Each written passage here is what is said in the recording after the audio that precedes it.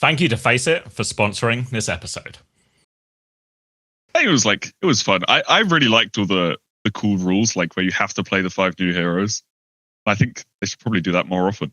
I think you could do that in OWCS, but I think my biggest problem with it is it just couldn't decide whether it was meant to be a serious tournament or a show match.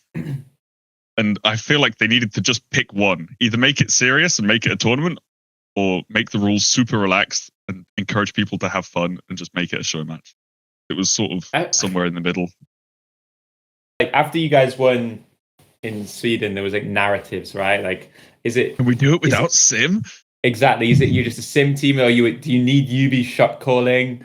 And thankfully, I guess you've already dispelled those two rumors that it turns out you guys are just actually quite good at Overwatch, you know? Yeah, I think these narratives were such bullshit because we won the OWCS stage before and the Saudi League Championship, both against Al-Qadsiya without him. Without Sim was so broken, and you guys were the only team that could beat Al-Qadsiya, you know? And it was like, yeah. And then we were Sim one tricks because we win one tournament with Sim, win 2 tournaments without Sim. We're Sim one tricks. I'm so down on Crazy Raccoons right now. Like that invulnerability potion is it's wore off. Like you just don't look scary anymore. I don't look at them against, even if they played against some of these like liquids or VPs or T1s, I won't look at them and think that Crazy Raccoon have like significant advantage in certain, like across the series, you know? Welcome to episode 47 of Uncoachable. A long time ago, there was a great prophecy that champions would once again rise as champions. And at the time, people weren't sure what this meant. Was it a mistranslation? What did it really mean? But like all good prophecies, it ultimately became clear. As last weekend, world champions Twisted Minds would rise again as champions of a bootcamp. And joining us today is one of those champions who rose again as a champion, FunnyAstro. Welcome, me, Daniel. So obviously just back from Korea, what was the experience like? How was the boot camp from your POV? It was a boot camp. It was an experience. Tournament was fun. The matches were fun, but the rest of it was a little interesting. We had tiny little hotel rooms, and I would say it wasn't exactly like a premier Overwatch tournament, you know. I think Blizzard might have cheaped out a little bit on this one. Where did you stay? It was a hotel like 10 minutes away from T1, but it was really, really, really small. Like not enough floor space to open the suitcase, kind of small. Oh, nice. Did you get all the classics from when we were there in T1? Did you get lamb skewers? I didn't go out that much, to be honest. I think I only went out 2 nights. Fucking hell, you were on the grind that much? Yeah, exactly. Working hard, eating the T1 food, back to the office. Okay, more the T1 food's pretty good though. So yeah, exactly. They even had they had a separate area for the boot camp where it was just a bunch of white boy food. The white boy food. You would just go to the white boy room and just eat like burgers and pickles, and then pop some fried white chicken boy in there room for as well. lunch. White boy room for lunch. Surely the T1 part of it was nice, right? Like the T1 facility. Yeah, the T1 facility and bootcamp, all of that stuff is like top notch. Like, were you in the main building, or were you in like the sister building? Yeah, we were in the sister, like the academy rooms. The one that's literally just outside the main. Yeah, just next door. Yeah, like next to where everyone goes to smoke. The smoking. Yeah, right, the smoking area. Yeah. And they had 11. Wait, how many teams went? 8 teams. 12, no? 12 teams? 12 teams? So they had 12 rooms with PCs and everything? And Yeah. It's insane in there. And they had like staff looking after us the whole time. All of that stuff was good. But yeah, mostly just the hotel room and a nice long flight for a very small prize pool. I think some of the Korean teams maybe got like a little bit screwed. I heard like a couple of them weren't happy because they were like, maybe originally they weren't going to be at the T1 facility. They were just going to play from home because they're in Korea anyway. But then once we were on like the experimental patch or the early release for Spotlight patch, it meant they had to come to the T1 facility because that's where they're all set up. So I think maybe a couple of the Korean teams were like not expecting to be at T1. Then we're at T1, and maybe their setups weren't quite as nice. But I think that's just. I know where their setups were. They were still alright. Like they had 5 PCs that were good. I don't know how much they can really complain about that. If you've got the computers to scrim on in a room, like, I don't know what else you want from a bootcamp room. I mean, I think who was it? I think it was Falcons who nearly didn't come back for second day of the scrims. Like, we'll just play. We just won't come. But in the end. At the end of the day, it's like one day of scrims. I get that they don't want to travel a long way if they have to like drive for an hour to get there. Maybe it makes sense. What was your expectation about the tournament compared to the actual reality of it? Because I feel like nobody really knew that this was going to be more of a show match for the new heroes and for the new patch. But then it seems like everybody got sprung with that information, like right before you're ready to fly off. Did you already have all your flights booked and everything prepared? Because every team had already committed long before. So how did that play for you? So yeah, they asked us if it was an optional tournament. So they asked us if we wanted to go. Obviously, Chris is a fucking genius because he's not gone. He's always right. Just get say. Yeah, they told us there would be like a boot camp with a tournament where we'd be playing on the new patch early. We'd get like exclusive information, and everyone was like, "Yeah, we'll go play in that. That sounds like a good idea." Then there were whispers of only like the top 4 teams getting prize money, and everyone's like, that's still it's still all right. At least there's a chance to get some prize money. And then at this point, you've already said yes. You've got the flights booked, and then they give you like the competitive booklet with everything on it. And you just scroll through it and you're like, you have to play the 5 new heroes. You can't ban the new heroes. The prize money is like really, really low. We didn't know any of this before the tournament. We didn't know what the big patch was. We didn't get any information in advance, which, to be honest, I blame it all on RuPaul for leaking season 9 patch notes a long time ago. I think maybe if he didn't do that, Blizzard would trust us slightly more with some information. But obviously, I thought it was worth the 5 gifted subs, you know. Yeah, Painting the bridge for every single pro player. The 5 gifted subs. What a deal! How much damage it'll cause? Oh, that sounds quite a lot of damage. But I get $25, you say? All right then. Pretty good. Don't know what planet you're from where 5 gifted converts to $25 as well. They could be tier 2. They could be tier 2 gifted. You don't get it. Yeah, you don't. They could just as easily be Turkish lira. Like 10 cents. Yeah, I'll leak all the patch notes. Blizzard will never tell us anything again, but that sounds like a good idea.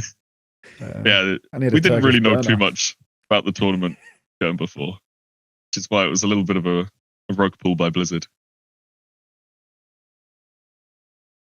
Well, how do you feel after now? Yeah, like now you've actually been through it. How was the tournament itself once you were there? I think it was fun. I really liked all the cool rules, like where you have to play the 5 new heroes. I think they should probably do that more often. I think you could do that in OWWC, but I think my biggest problem with it is it just couldn't decide whether it was meant to be a serious tournament or a show match. And I feel like they needed to just pick one. Either make it serious and make it a tournament, or make the rules super relaxed and encourage people to have fun and just make it a show match. It was sort of somewhere in the middle. I feel like they kind of did well, though, you know? Like, I feel it... I don't think the results from the tournament, generally speaking, are too Mickey Mouse in the end, you know? I think, like, the way that we probably need to think about it is, if you're a Lucio Kiri team, these rules unfavor you quite heavily, because map 1 cough is actually insane for your style, your comp. So like if you're a Falcons or a TM type thing, like forced double flex style weird comps on map 1 is a nerf to you because you really want to win that game mode. But I think from like maps 2 to 4, I guess the only series which have like a question mark is I think there was maybe 2. It was Falcons versus Weibo and Crazy Raccoon versus Falcons. If you won maps 1 and 5, and that was enough to win the series like 3-2 or 3-1, then you can stick a little asterisk by it. But I think at least with your guys' win, I don't think anyone would argue that without those rule changes, it would have been even more dominant, right? Like I think it was actually, you guys lost quite a few of the map ones as it went. We only lost one. We only lost against Team Liquid. Okay, yeah, just to Liquid. But Liquid were insane on that comp. Yeah, even in that series, you might look at it and you say, well, if we could play the Lucio Kiri mirror on map 1, you guys get to pick Li Jiang or whatever you want to pick. You can protect support, and it seems probably ends up objectively 3-1 instead of 3-2. Yeah. But I don't think it was too Mickey Mouse. I think most teams were trying quite hard. But I would have just liked to see like more show matchy elements. I think it's so funny that we did a podcast last week and we talk about this extinction level event of all this, the biggest patch change in Overwatch history. 5 new heroes, all Giga busted. And the meta is D.Va, Tracer, Lucio, Kiri, Silk.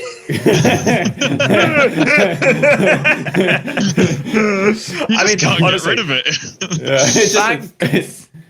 Thank God they had those map 1 rules, because without those map 1 rules, it would have actually been quite embarrassing when they released 5 new heroes and we only see one of them. None of them get played. 2% of a series, yeah. So the map 1 rule, I think, actually really saved for patch in terms of forcing the new heroes to be played. Do you think Domin is the only one which you'll see playtime if the patch is as of right now? Or even then? I think Cat will get so much more playtime than right now. I think that Cat has an insanely high skill ceiling where people might just get really, really, really good at it. In the same way that Sim works, right? Where you can just take space around the map for free, almost. And it takes people a while to learn like all the different spots and all the TPs. It will be a similar thing with Cat, where once you figure out how to fly people to the right spaces and you can just like open up maps instantly, I think it'll be a bit more solid. I think if anything, the Cat looked really like underutilized for the event, because you see there's lots of like creative applications for the Cat where you can just taxi somebody to broken space and completely ruin someone's hold, or even just like using it defensively and having so much access on the map that otherwise wouldn't be possible. But because people didn't have the comfort on it and the familiarity with it, it just didn't happen too much between maps 2 to 4. You saw some teams playing like consistent Cat on Icon World or something like that. But I feel like this exists in like almost all of the maps. It's just people aren't there yet or weren't there yet at the time of the tournament because they'd had like bloody 4 days to play it. Do you really think on like push or flashpoint the Cat would get playtime if Lucio Kiri's open?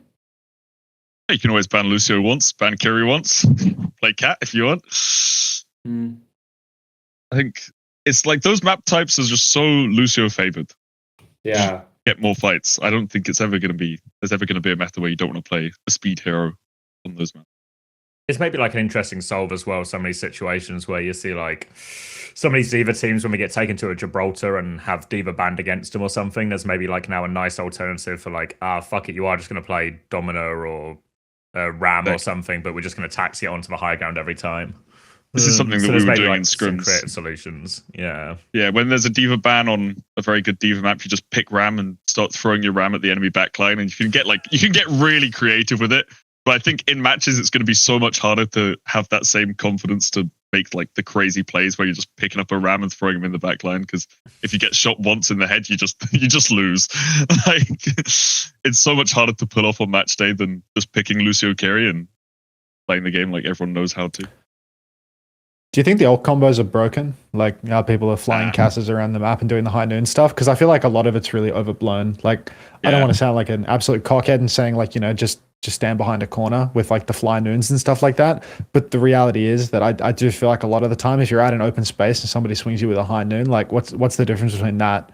The cast being in main or being in or just many different circumstances where it was possible.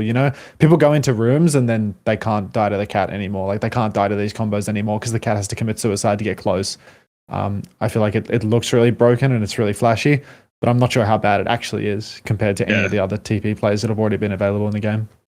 I think it's worse than the TP plays because after your high noon, you end up just stuck in the middle of nowhere and you can't go back again. You get shot out of the sky as well. There's so much that can go wrong with it, and it would just turn into a thing where pre-fight we call like, they're going to fly high noon. Everyone just stands in a room and they get 0 value, and now they've lost the entire space because their Cat's flown. You saw it, right? When you look at that day 1 of scrims where suddenly every catnap and every high noon in the sky just feels like immediate fight win. Then by the time we get to the last day of scrims and by the time we get to the matches, it's like it still works sometimes, it still goes off, but you can't just do it first thing in the fight and it just works. You have to like either do it mid-fight or you have to do something else with it, or there's like a load more counterplay available. So it felt like more reasonably balanced, Like I think we saw a lot of teams when people were doing this sky high noon thing, is they would just push the other 3 people. And then the other 3 people were just fucked because there's just one support You've just and got one two tank people and a domino or flying around something. the Just map. it's just completely out of a fight, looking at nothing. So it felt like it evolved pretty quickly and started to feel like still a powerful combo, but not just completely broken or busted. Not as OP as we thought it would be on the first couple of days of scrims. Like the first 2 days, we were playing cat every single map, and we were like, "This is broken. This is unbelievably good." Bastions in the sky. Yeah, exactly. There's no counterplay. Then day 3, we just go like Lucio Kiri Diva, and we just start beating all the cat teams. We're like, This is broken. like this still works. And it's also so much more comfortable for us. So why would we not just play it? You know. It's time to talk about today's sponsor, Face It League, because Season 8 is right round the corner and there's lots of qualification events coming up, and Face It remains the best way to play and engage with competitive Overwatch. We saw just this last weekend the open qualifiers that Face It helped host, and we saw incredible results. We saw Starbits, a Face It League team from Season 7, they beat Al Qudsiya. A football team, a professional football team, lost to a Face It team. Majid played for this football team. Batman was on this football team. The football team with Batman lost to the Face It League team. If you want to be on a team that can beat a football team full of Batmen, you need to sign up to Face It League. There's never been a better time to beat a professional football team than right now with Face It League. And every year, every season, more and more people are signing up to Face It League, aren't they, Chris? It's true. I think one thing that we have to say is whatever level we're at within the Face It ecosystem, whatever our goals are, this experience is super, super enjoyable. And I work and I talk to loads of teams, regardless of which division they're in, and everybody really looks forward to the next season. We didn't have a good season last season. We need to make a few roster changes. Playoffs are around the corner. We need to kind of lock in. I think we all get it. Everybody is able to get a taste for the OWCS, for this like competitive mindset experience. And I think that this is backed up by the numbers. In Season 4, however long ago that was, 248 teams. Last season, Season 7, over 400 teams. What this means is the teams that are participating are really enjoying it. They're signing up again. More and more teams are getting involved. So again, wherever we are in the world, whatever level we're playing at, whatever our goals are, there's never been a better time to play. Chris, you get involved on the ground floor. You're in the grassroots of this, coaching these teams. You're contributing to the growth every season by actually, coaching players and making sure that people improve when they play. And face it, for me, I'm more the numbers guy. I'm more about the money that I can make at the end of the day. That's why for Season 8, the prize pool is $50,000. Can't go wrong with 50 grand. And yeah, that's definitely what appeals to me. Well, you can stick to your improvement and your growth in terms of community, but I'm all about the cold hard cash that's there to be earned. Face it as well, integration is going to continue with the devs. We saw in the Spotlight, I'm sure we were all avidly watching the Spotlight, at least I know I was. The devs dropped a bit of a mention to Face It. They said they're going to change the in-game integration, throw it up into the notifications bar in the top right going forward. They dropped a dev update as well, where again they said that Face It was going to be integrated. So no signs of that disappearing off into the ether or becoming difficult to use in-game. Not only is there a bunch of money and some integration with the devs, Face It League is just the best place for you to improve, even if you don't buy Chrissy's coaching to get involved in it. Because, Face It League, it's the only way for you to go pro in Overwatch. If you want to play in OWCS, if you want to qualify through this bracket, the only way to do it is by getting involved with Face It. And this is the starting point for pretty much anybody that wants to go pro in Overwatch in 2026. Is the best way to play Overwatch competitively. It's the best way to be involved in the competitive scene. It's the best way to support the competitive scene as well. This sort of grassroots tier 2 scene, this is what helps prop up OWCS. It's where we get all the talent and the new players from. So if you want to support Overwatch esports, there's never been a better time to sign up. There's never been a better place to sign up. It's only going to get more integrated in the game. And if you like Uncoachable as well, it's also the best way to support us. It's the best way to support us, supporting the scene, supporting the game. There's going to be a referral program. So if you want to sign up using our code, it's fce.gg/uncoachable. Go to that link, sign up there. You'll get a discount on your membership. You can use it. Even if you've used it before, you can use it again. If you used it last season, season before, whenever. If it's your first time using it, it's all applicable. You can use all of them. Support the scene, support us, and you can even win some things. We might even win a jersey, guys. If we do really well, we can win a jersey. And if we win the jersey, we could give the jersey to you. I was on the line with John Faceit just before we recorded this advert, and he has reliably informed me that we can secure an OWWCS jersey if we win the referrals this time around. So if you support us by supporting Faceit, who will then support us by giving us the jersey, we will support one of you by giving you that OWWCS jersey. Thank you to John Faceit. What streak are we on? How many times in a row have we won it? Every damn time they let us get at least involved. a billion. We're undefeated. Okay, so we need to keep that streak going. Okay, guys, we will not lose the referral code race. So use Faceit.gg. One more thing. Uncoachable. If we win this one, Chris is going to bring back the quiz for an episode. I will. I promise I will. Okay, I promise I will, but only if you use the code. Go to fce.gg/uncoachable, sign up right now, and Chris will bring the quiz back if we win. I think, like, to their credit, the forced rulings really did make the tournament like a million times better. Like, if they weren't forcing people to play it, nobody would play it. And also forcing all the teams to scrim from the day that they got there, which feels like it was like an under the radar detail until the very last minute, to be honest. Like, I know a lot of teams didn't even realize that it was happening, and then like it gets spotted in the rule book by one team and starts spreading around like as teams are arriving. But that made it so much better from the viewer's perspective, because you could see that like meta developing day to day, right? Like on day one, the combo looks insanely broken. By day 4, you can see that it's actually not that bad. Unless you're an American Tornado player or Hawk, and then you're convinced that it's the most broken thing in the world and the game's over. But that's a different story.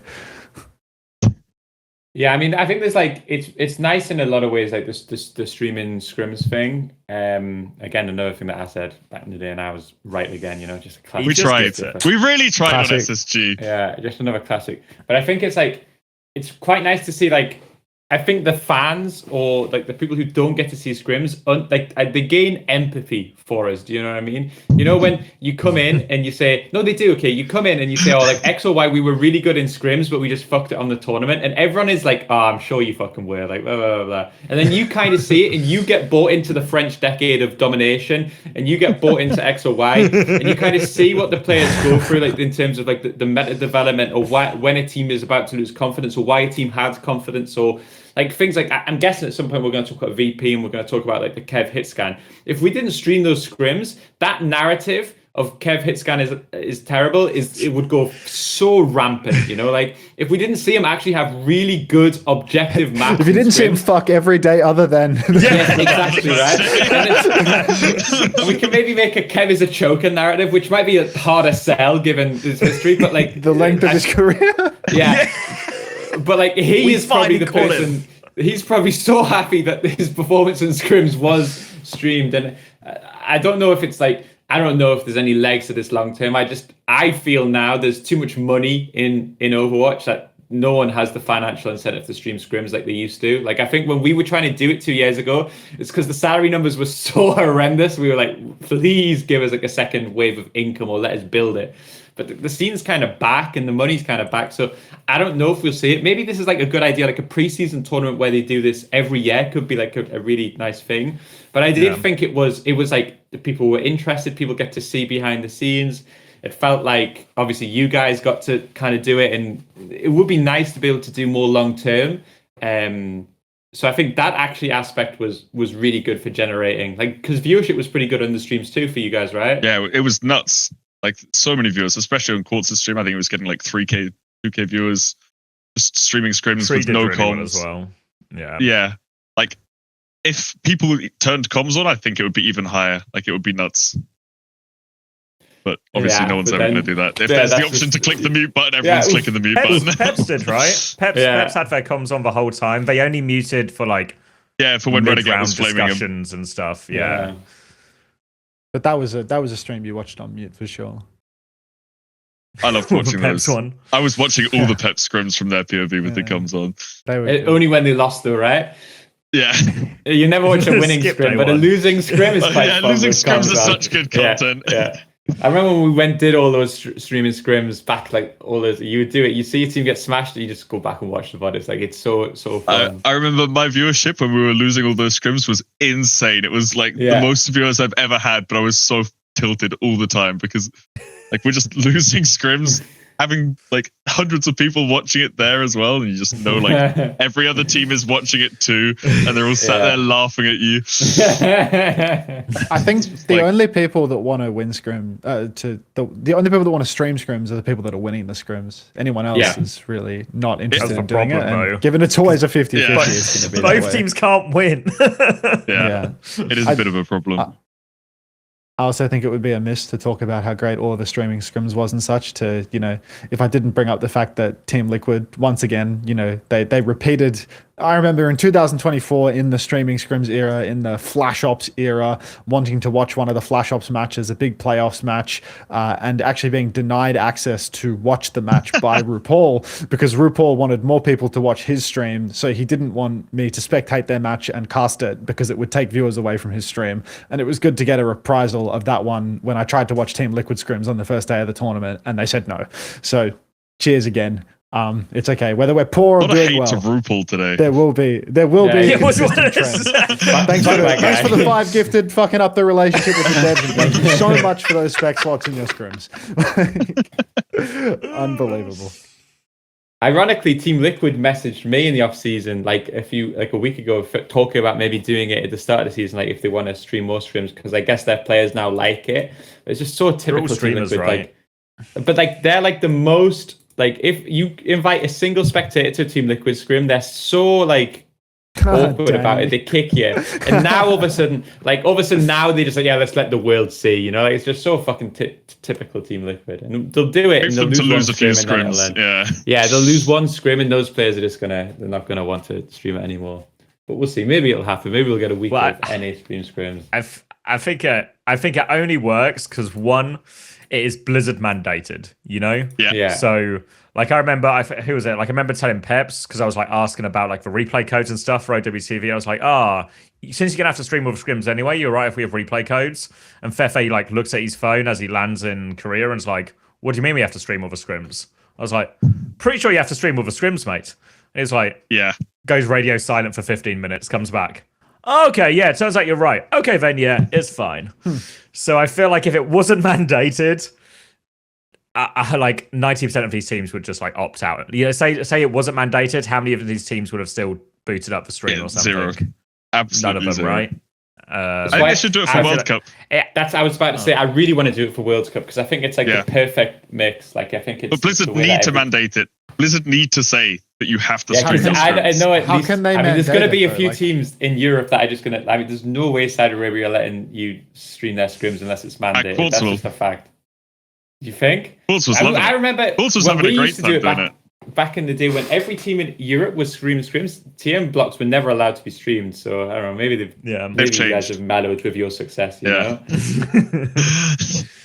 Maybe they've risen enough time as champions that now they're happy for people to have a look behind the curtain. Just a tiny little peek. That's what happened with Bootcamp is because it's small prize money. So there is people are trying to win, but it's also not that serious, right? And this isn't a big prize. So there's a little bit less stakes. Everybody's forced to do it, so you don't actually have to make a decision. It's just, we have to do it. It's in the rules. Yeah.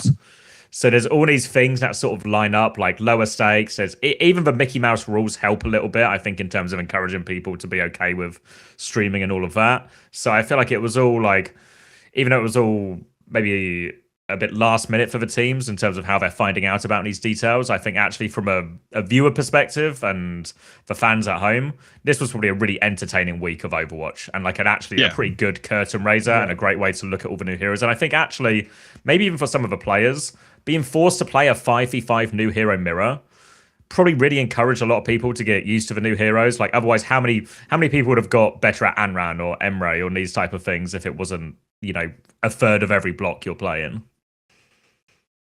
Yeah. Some really big positives from that tournament.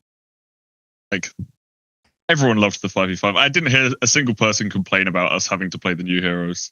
Even the teams that weren't doing well on it were like, oh, this is kind of cool. And it forces you, like you say, just to learn them. People would never play Cat otherwise. All the other parts of it, the dominant map 5 maybe felt a little bit odd, but it was kind of whatever. It felt like an arbitrary pick one of the 5 heroes that we have to play type thing. It was also it was probably the best way to do it because that dominant mirror was probably something that happened on other maps too. You know, like that, like Domino was like meta enough where it didn't feel as mandated. Like if it was like an Emre mirror for map 5, it would have been way worse because no one touches that hero as much as possible. So yeah, I think, yeah, I agree. I think it was mainly fine, right? Mostly fine. Like it was fine. You didn't have to sleep in the hotel, mate. True. I guess the only other bit of a format was they did the 1v1 to kick it off as well. I kind of enjoyed it, actually. It was fun. I think it's like it's much more entertaining way to decide map pick in an equal situation than flipping a coin or just anything like that. So it was fun, but I think they kind of messed up a little bit because they would tell us before the 1v1 which map the other team will pick if they win. So we would know beforehand, like, yeah. You can throw, and also, like, my one against Chorong, we were both picking the same map. So it just didn't matter. Like, this one felt so high stakes, though. It was so slow, and you were hiding for a week. It felt so important, like you were desperate to win, just to swap between picking the same map. I was just doing it for a gag, to be honest. I was just hiding under the map for fun. Like, we were both going to pick Busan, so what does it matter?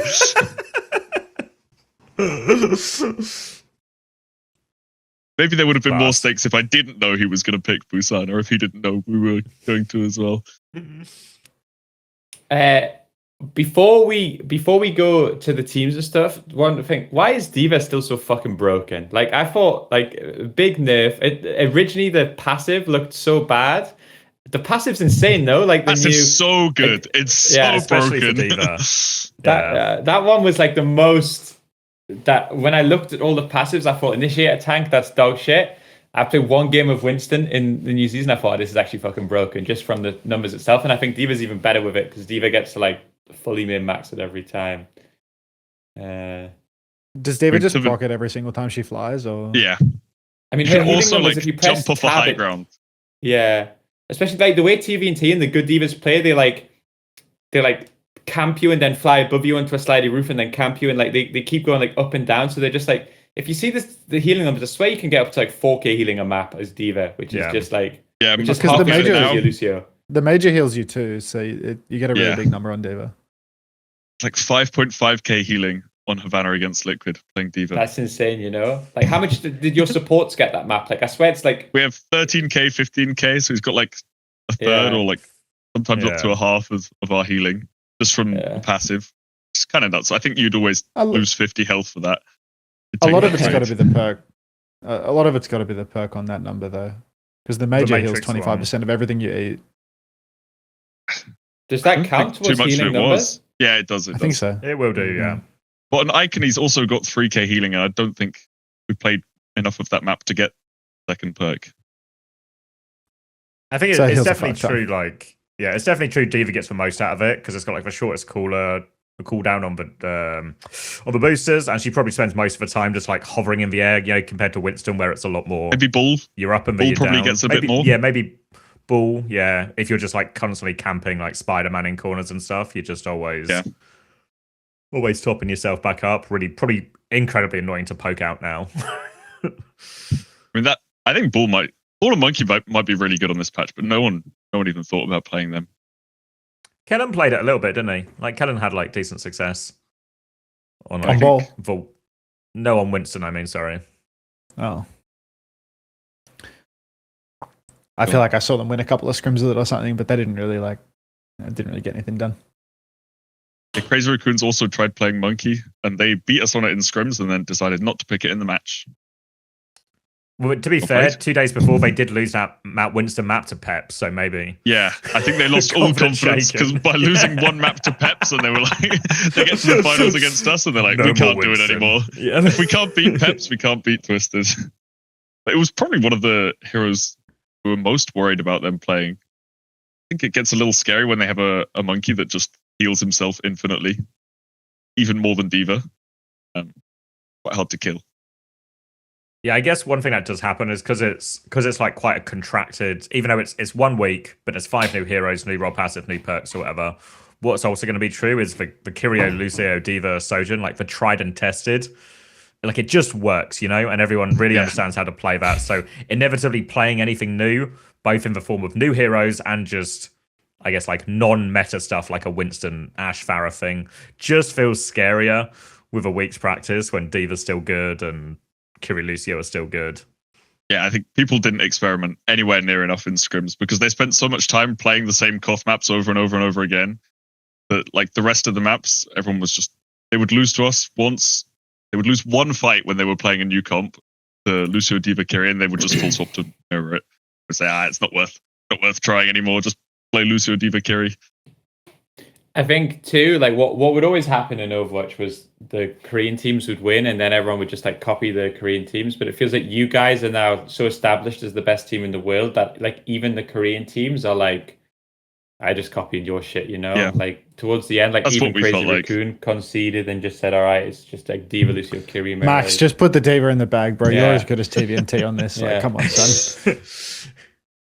And that was always like, it was always the opposite, like they would decide that Mauga's meta, they would win a few scrims with Mauga, and then every NA team would like get a scrim code leaked and just all play exactly what the Koreans play.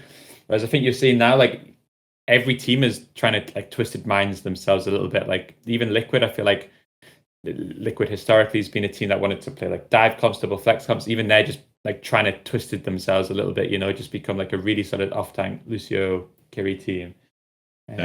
Because it feels like it's the optimal way to play Overwatch at this current moment in time. It maybe has been for a long Nice to be time, on this side of it. It is, yeah. Where everyone's copying you. Yeah.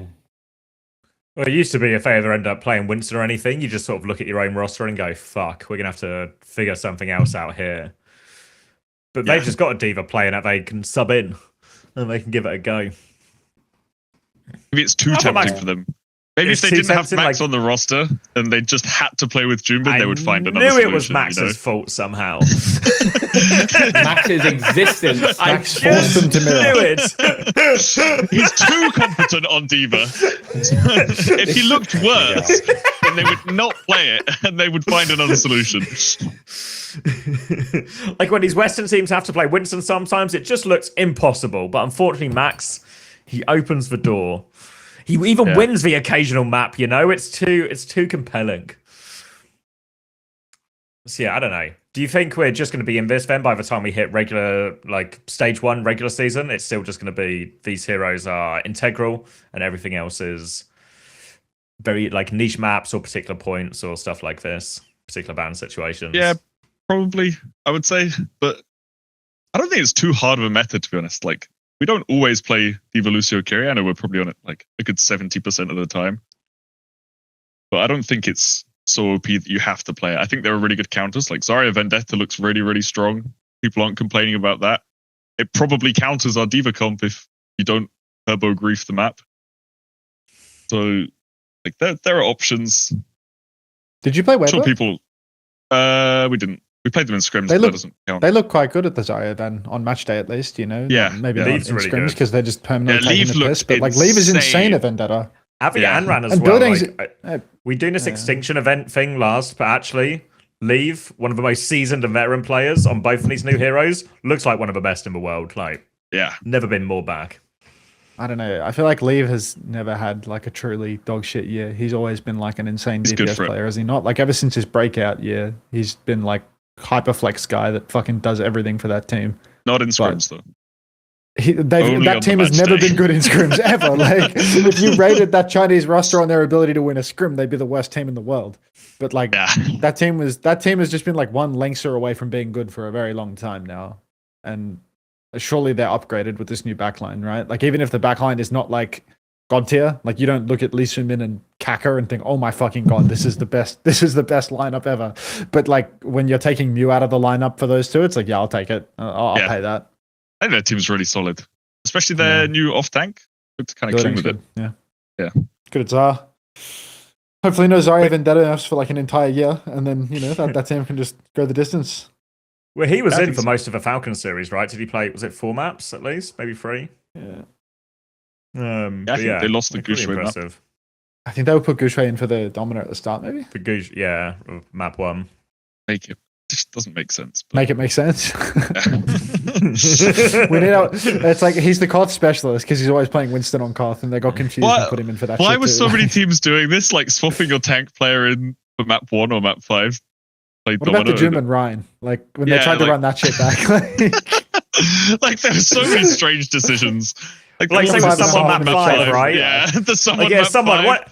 Come and win us this series, will you? Oh no! But why are you putting him in on map 5 and not map 1? He's the closer on Dominator. He's not the opener. Yeah. Like there's a difference. These are two different jobs. Yeah, can only do one way. Should we start making our way through? Oh, go on. Sorry. Apparently, they said Lijiang was a someone map. He just gets a team's still doing this. Yeah. I think Korean teams still have like King's Row is a max map type. That's for classic example. He just gets that map, He just gets it, like he's just born and raised on the streets of King's Row. What's going on? I'm so glad the West is on top because we just criticize all these dog shit decisions, which we always knew were dog shit for years, but we could never really say it with our chest out because they always won. These max maps are so fucking stupid, and they always have been. Okay. I'm glad we can say it now, guys. I'm a moonhead, bro. I fuck with the max map. I believe in max on King's Row. Nobody knows those winding streets like that. Those streets. I mean, that map is complex, to be fair, isn't it? Like, you need expertise there. If you don't have, if you don't practice almost every day in that map, you won't know your way around. Street smarts, Dangerous London, you gotta know your way around. It's so important to put in your most street smart tank when you play King's Row, Jump in, you get his phone nicked immediately, but Max knows his way around, he knows what's happening.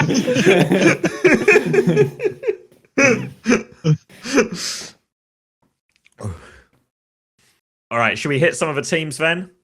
Yeah, let's do it. The obvious one to start with is obviously Twisted Minds. Pretty good tournament. I think, did most of us, Daniel would have, but did most of us have them as favourites coming into this as well? I thought they would win. I think the only question about was going to be, I guess that it was like, after you guys won in Sweden, there was like narratives, right? Like, Can we do it without Sim? Exactly. Is it you just a Sim team, or do you need UB shot calling? And thankfully, I guess you've already dispelled those two rumors that, okay, it turns out you guys are just actually quite good at Overwatch, Yeah, I think these narratives were such bullshit because we won the OWCS stage before and the Saudi League Championship, both against Al-Qadsiya without him. Without Sim was so broken, and you guys were the only team that could beat Al-Qad Sim, And it was like, and then we were Sim one tricks because we win one tournament with Sim, win 2 tournaments without Sim. We're Sim one tricks. Let's go the other way. Let's keep moving the goalpost. Now let's see you do it without D.Va, huh? Can you do it without D.Va now? Do it without Quartz. Until you can do it without Quartz. Change half the roster. Just just get rid of half the players, and we still do it.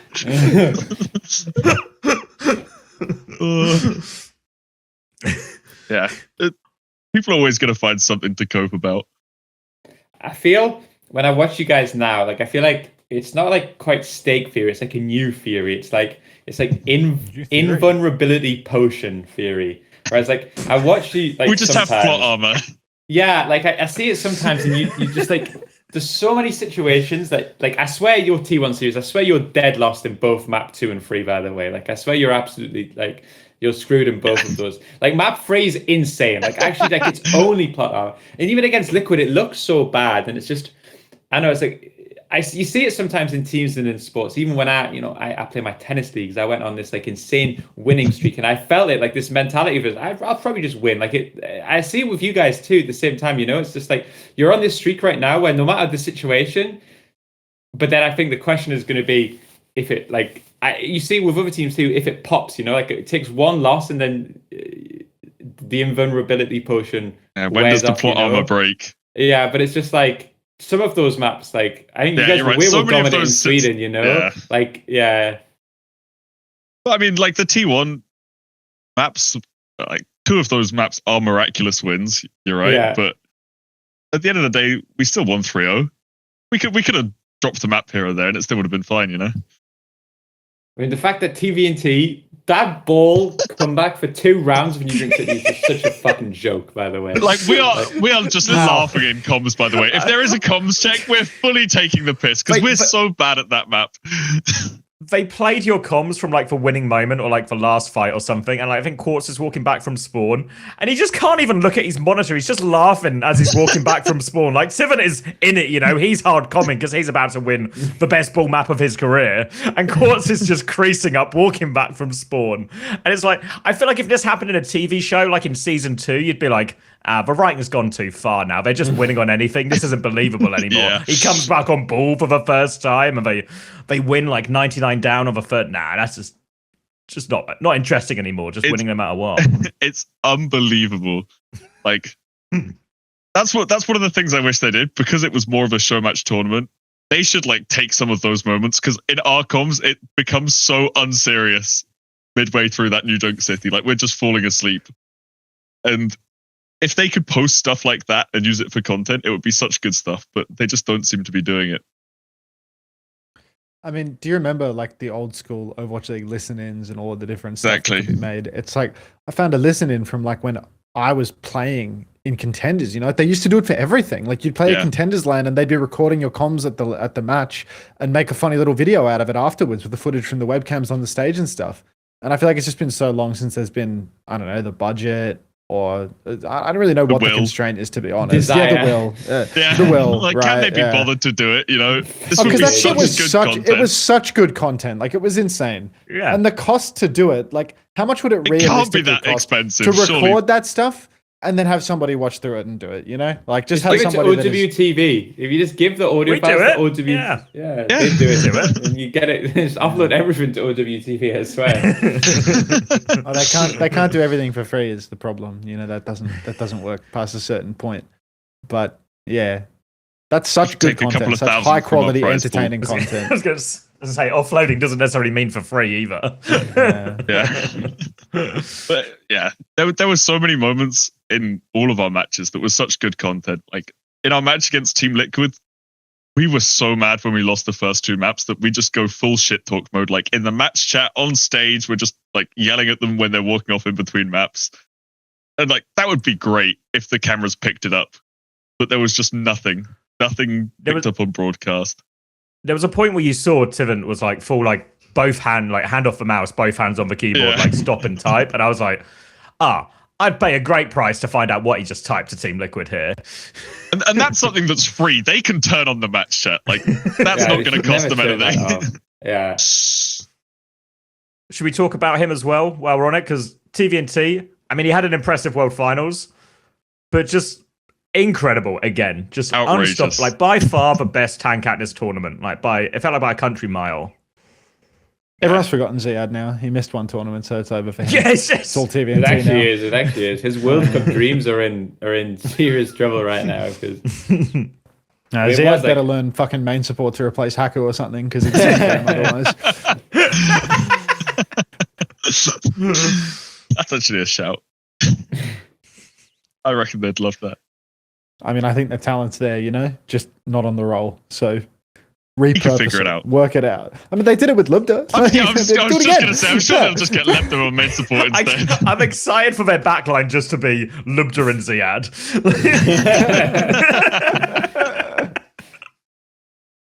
They'll cook up something new.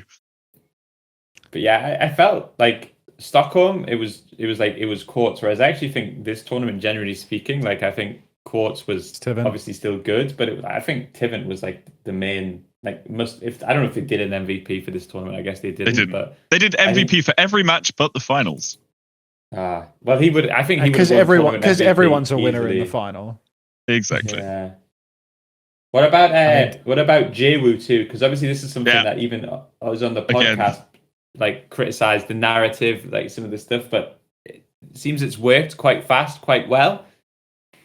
They just slotted right in. I think it's quite easy to play flex DPS for our team because everyone else does all the talking, so you just need to shut up and click on things and play the game well. But he's slotted in perfectly, just hitting everything. Love that from him. He talks quite a decent amount as well. He's got good comms on him. I just, you just look at the roster and you just, on paper, you just don't know which team has, like, it's nothing to do with meta or anything. I just don't know which team has better players than you, you know? Like, I think one thing that you've done that the Korean teams have done is, like, how old is Jiwoo and Simple? They must both be, like, relatively young, right? Like, our entire team is quite young. I think everyone is 21 and under, apart from me and Newbie. Yeah. So you're kind of in this situation where, like, as these Korean rosters have aged and aged and aged, you guys have been the ones that have actually managed to acquire, like, the best young-ish Korean talent, along with, like, the youngish EMEA talent, and then your roster just looks like it's just now, I swear, just it's on paper, it's just the best roster in the world, no? Like, oh, we did just win. So yeah. Probably, yeah. Twice. Just through player quality, it seems really hard to argue right now. Yeah, I think especially with Jiwoo, like, I think, what was the word we used? Like, side grade at the time of, like, you know, like, wouldn't be too different skill-wise from Psycho, and worried you would lose some of the intangibles from Psycho. But obviously, feels like the vibes are still morning great. And Jiwoo is actually absolute monster performance on the Tracer, really. Yeah. Maybe like not as much on the Anran or Vendetta. Maybe none of the Anran stood out that much. I think it's hard to have a monster the nature of the hero. Yeah, but maybe they were like Vendettas. I think you can make a case. And there was like plenty of Vendettas looked that had like a better performance on that than Jiwoo. But I think on Tracer, yeah, like hands down the best. Looked the part, slotted straight in, and even on some of these maps is like winning leagues. Like the Colosseo's the big one, right, where he just kills two back caps, and it's just like game winning plays, you know, not just Shambali as well. He gets two with the pulse. Plays. Yeah, I think we gained some intangibles as well. Where we lost some from Psycho. Obviously, Simple before was living alone in Saudi Arabia. It's nice that he's got like a Korean buddy to live with and to hang out with, so he's not just going to be lonely for the whole year. he's got a friend with him now, so that will for sure help.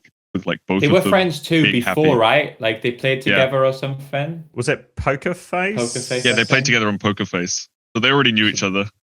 Yeah, that's good. I think it's really that Poker Face team is looking great in hindsight, right? I mean, that was a good shout. Like when you say that EMEA or like Twisted Minds in particular has like the highest quality roster imaginable, I think that like a lot of the shuffles that have happened in Korea, I mean, there's interesting stuff happening there too. Like you don't get to see the full extent of like what's happened to Crazy Raccoon because Stalker is still mysteriously unannounced while being on the local players list of Lip on stream. And Zeta Division overall, like their roster just looks like absolutely fucking insane if all the pieces work. And a team like Crazy Raccoon, again, like their biggest strength arguably like is Jumbin and you know what that guy's capable of, but just like not the meta for him, right? Like his Diva's been strong for a really, really long time. So all of these guys that are like fucking next level at Diva are just completely dominating. And I feel like Jumbin's level of agency with his hero pool, arguably the same with Dark, has been like reduced for fucking ages, right? So now they look like bots and they get subbed out for Max and Max gets turbo gapped by Tivant. But like one thing changes around the balance of these heroes, and I think that, you know, you probably see those Korean rosters looking a lot stronger and a lot more, you know, sort of the level that they were at in like 24, 25 early days, just because, I mean, the talent is still there, right? They've shuffled some of the players around, but... I don't know if there's only two heroes. Yeah. Like Zyadiva, or do you mean Winston Ball? No, I mean like Winston Ball, like the rest of the cast... I think we can play at a higher level than Korea. I think it's true that the gap doesn't exist off of those heroes. I think it's those two heroes in particular are just like, I don't know, felt like shit for a while now, right? Yeah, but it feels odd to pick two.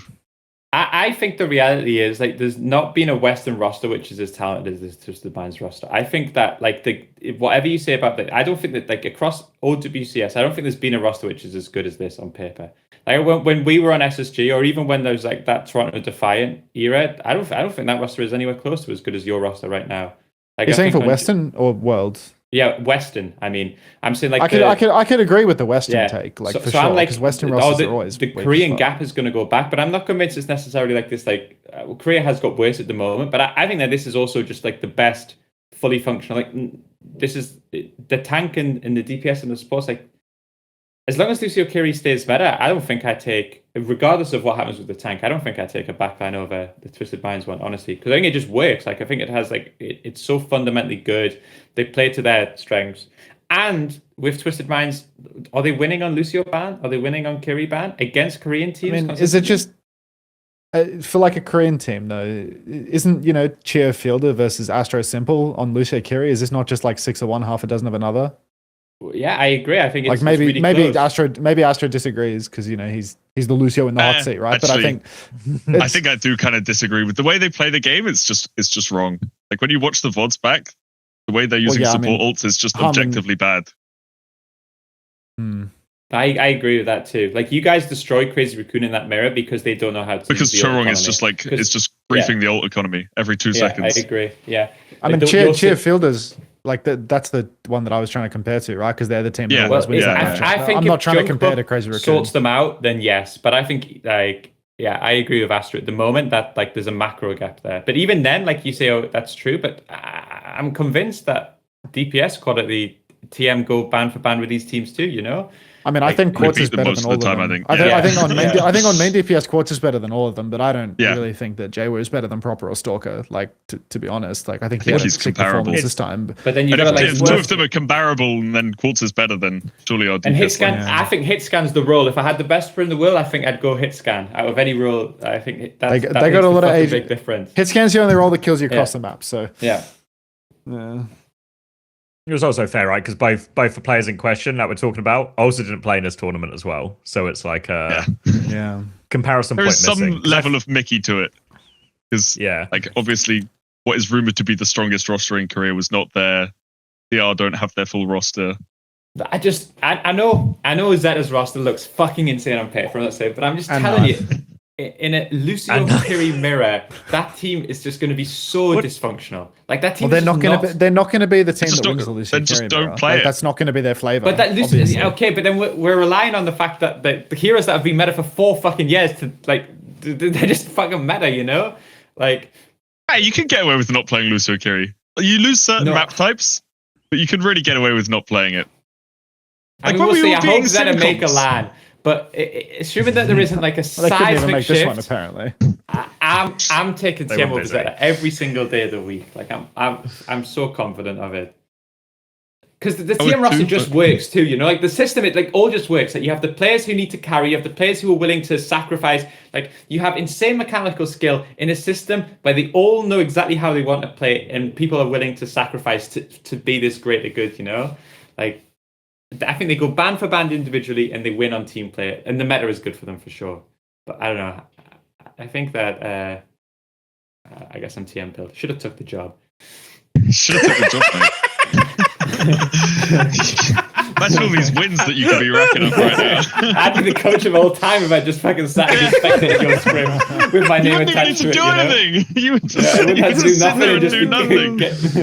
Coach of the year, racking in every year. Yeah, Gabby. But yeah, I think overall it just felt like everything worked. I think that the sort of, what were we calling it before, Chris? Your invulnerability potion.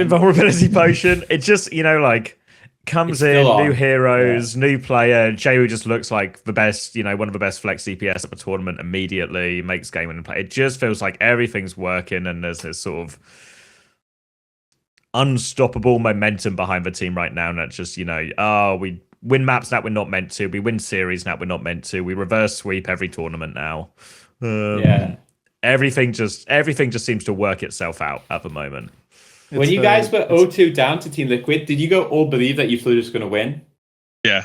I mean, it's just like, you just know that you're going to win. You don't just believe it. Yeah, it is. That's the potion. It's not like it's not like this. Like, well, we can do it, guys. It's just in your brain. There's so much pattern recognition of I will win, and it just And we just start like we're doing shit that we're not even practicing. We just like let's just play some Pharah on defense. Like fuck it, and we just pick Pharah. We full hold them. We're like, that worked. Like felt good. Whose idea was it to mind control Boston or to Diva? I think I can't remember, to be honest. Just describe it to UB if you can't remember how to say. Yeah, I'll just say it was you. It was all UB, yeah. I have no idea, but it was probably UB. That's a nice bonus in your salary for that one, mate. Good shout out. Cha-ching. Maybe you'll be getting a business class flight home one day. Not today, but one day. Good hope. Yeah, keep dreaming, buddy. Yeah, a lot of this Yeah, stuff is just like it's a lot of it is Tuvant as well. The Havana, where the enemy team is playing like Sig and a Brig, we're like, surely we just go ram and punch them. And then Tuvant's like, nah, just play Juno and put me on Diva and just speed me around the map. And we do it, and he just runs around and kills everyone. It's like it just feels so easy. Even though we're 2-1 down in the series, and they've got like what should be a full counter comp. We have full confidence. Yeah, we'll just speed Tuvant and he'll just kill things. And it just works. Like he's always good for it. It's just all these like all the little moments of confidence all snowball together, you know? Like that map in particular, I remember just like TVNT wasn't even going like gangbusters on the backline or anything, you know? Like he was just flying angle, shoot infected, angle, shoot infected, and all of a sudden I was like, this comp that is designed to control the map and control wide space just can't. Just it just force to constantly backstep constantly against TVNT, and I'm not even convinced TVNT is actually that scary or in such a scary position that they need conceded. But there's just something about like it's just aura.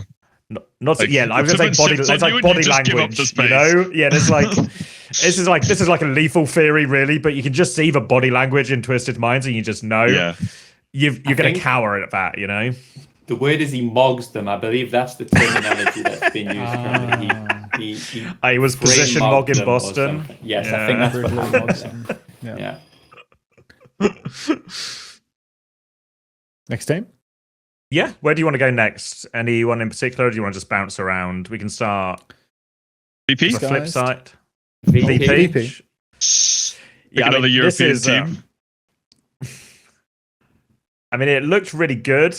First 5 days, flawless. Scrim performance looked really strong. Only teams that looked stronger in scrims were you guys on TM and T1. They absolutely smashed AGG in that first game, like really push them over. Everything's going well until it doesn't. So what's the main problem here? What went wrong for VP in that match in particular against Team Liquid? Because I don't think anyone had them. Like anyone had Liquid beating VP in that moment on their cards. It was bad karma. They cancelled one of our scrims because we were 10 minutes late, if you can fucking believe that. They were all sat in the room ready to scrim, but they were like, nah, we're cancelling your scrim right now, last minute. They deserve to lose. Fuck them.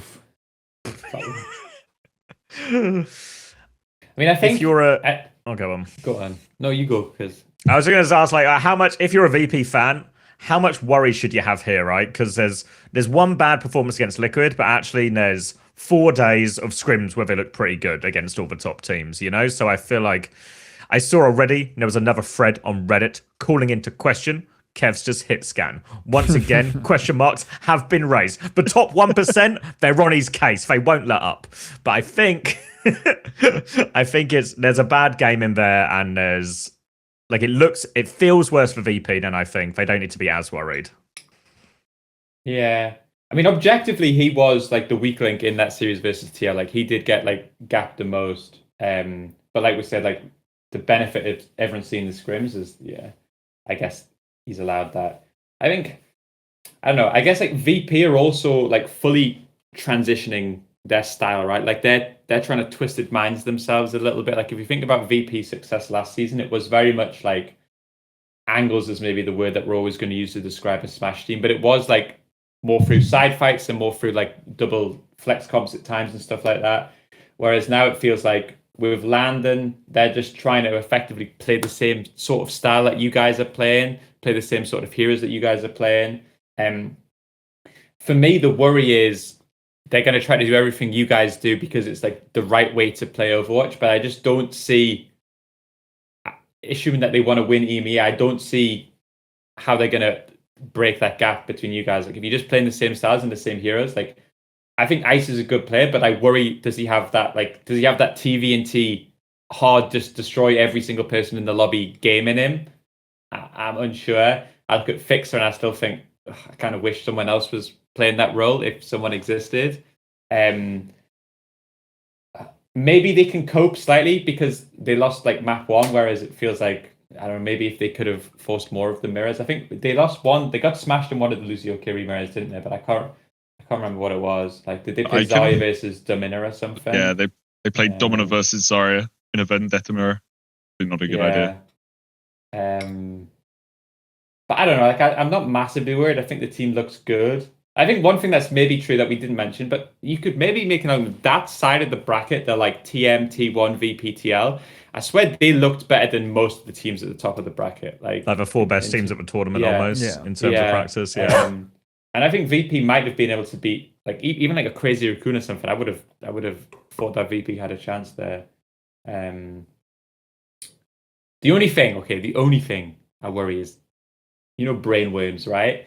I think this team has like this, Kev especially, there's going to be this permanent brainworm. You know what I mean? Like this, I want to go back to flex DPS, like if it just doesn't work, if they just have like one or two rough days, if Ziad starts to get involved and he's just fucking nuking Kev every single fight, which he's got that in him. And then once he pulls that emergency button, I don't know how it works from there, It's the only thing that I'm worried about is if that brainworm grows too big. There's a lot of pressure on him to qualify for a LAN this year. Yes, true. It's been a while, expectations. On paper, there's nothing wrong with this roster, right? In terms, like, if you just say the goal is qualified, like, top 2 in EMEA, right? Like, they have all the tools to do that. That's the thing. They've got all this pressure, all the tools, the roster, the team house if they need it. There's no excuse. Yeah. My only worry is, like, well.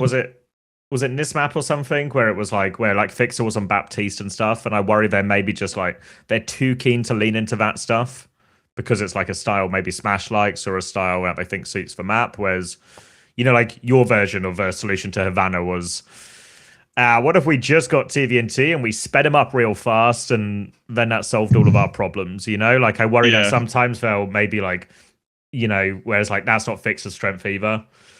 They'll lean too much just into overcomplicate the game. They just need a fight design for this scene, Like, just one more fight design. Exactly. Get the stat banana out, move all the little circles around. Yeah, no, if that circle was like 3 steps to the left, that shit would have gone down different. Exactly. Standing ovation when the plane landed. Landon is going to be the one that makes the difference here, because I actually think Landon needs to be the one who explains. Like, I think I saw someone said it in one of the interviews with OWTV, was like, that would be the worry, is that like Smash can coach the other style of Overwatch, but and that roster, Landon's probably the one with the most game understanding of like the push pull, like the heavy brawl ult economy stuff. So I think the more time he gets to coach everybody up, then I think they can be a competitive team. But I don't know, if there's only 2 spots for a LAN, I don't know if I take that team in this meta over the Ziad team. I think that could be a dogfight too, I mean, it'd be fun to watch. But one thing we said about VP when we talked about their initial announcement is we talked about the idea of this feels like a team with more leadership, right? Maybe particularly, as you were just saying, about Landon as well. But I feel like this is also the sort of thing that it takes time, right? Like if you look at last year on Alcacia and you hear Landon talk about those teams, he talks about how actually at the start of the 2025 with Alcacia, he had to just be onto Lubda, onto Ziad, onto a lot of these teammates. So if you need to talk more, you need to tell me these things, you need to tell me this, you need to say this. And then as we go through the year, they become like an effective team at communicating. But that still took like a stage and a bit, and obviously this VP team is like, these are more seasoned when we talk about people like Psycho and Kev and Fixer, right? These are like more experienced pros, so you'd expect it to be a little bit quicker. But I think there's still like, there's development time in that, for like Landon to have full impact and them to feel the full benefits of that. So I think as long as they can just steer away from overcomplicating the comps or just leaning into things that aren't their strengths, I think one thing that we've seen increasingly over the years is the teams that play their strengths just win, even if their strengths don't feel on paper the best or this or whatever it is. Like the teams who lean into it more rather than I don't know what you call them, meta chasers. The meta chasers always end up falling behind and never actually getting that far or never win like the crucial tournament. I think they need to find their strength. Like if they want to play hit scan or if they want to go a different route, because they do have Psycho, basically the only team in EMEA who cannot play hit scan. And they might be able to find some sort of solution where they're playing like Vendetta Tracer or something like that. A sort of hyper aggressive double flex DPS comp, which could be like the meta defining thing for them. But I think they haven't even thought about trying it. Like at the boot camp, they just insta-lock hit scan. They're like, we must play this every map. It's what every team does, even though it doesn't necessarily make sense for their roster. Well, I think they need to figure out what they want to do with their team. Yeah, I guess there's a weird balance between that and like the brainworms. Because if you start leaning away from hit scan at every opportunity to just play Tracer here, will you, Kev? Then does it start to you almost start to manifest the doubt in the hit scan by trying to lean away from it as much as possible. So there's I mean, these things are always easy when you're in a TM situation where you just win and every decision is the right decision because you just win. And when you're losing, it's the exact opposite. Every decision feels like life or death, or like, oh, we might accidentally kill a comp or kill a hero for us, or everything like this. So I feel like the most important thing for VP is just not to overreact at this point. You know, like you actually look pretty good in scrims. You competed with everyone. You had a bad match against Liquid. Don't get carried away. Not every decision we do works. Like, especially in that T1 series, I think we made pretty horrendous decisions. We choose like a really, really ugly comp on our Blizzard World attack. We get held really close. And in third map, we're playing like a Zarya Vendetta mirror where we're just losing. And we just we pivot really quickly. We realize we're making a mistake and something isn't working. And we're just like, let's try something else, even if it is Tivin on ball. Like, you just have to find some other solution. And it feels like they didn't really try and do that. They just sort of stuck it out. Like, it's nearly working. I think that's like a confidence thing as well, you know? Like, you guys have confidence to, even in like tough situations, to play a comp you've not played on Iconweb before. Yeah, someone's got to make the call. A different solution to Havana, you know? Whereas it felt like VP would just, like they'd had the playbook essentially, or had the comp, here's the comps we want to play, here's how we want to play. And it was just locked in, you know? Like, again, last year, like Al could see the example of this is always checkmate, making these like, we should just play this hero instead. Or just like on the fly decision to adapt because he feels it getting away from them and they need to change something. But those are like really hard things. But again, it's still all like, I guess the caveat to all of this is it's all super early doors, so we shouldn't quite don't buy any tombstones yet. Yeah. we need to write off everything about this team for the foreseeable future. To be fair, if you're dropping a series like that to Team Liquid, it may very well be over. You know, that could be a series ending, season ending moment right there. Yeah. Nail in the coffin in the pre-season Mickey Mouse tournament.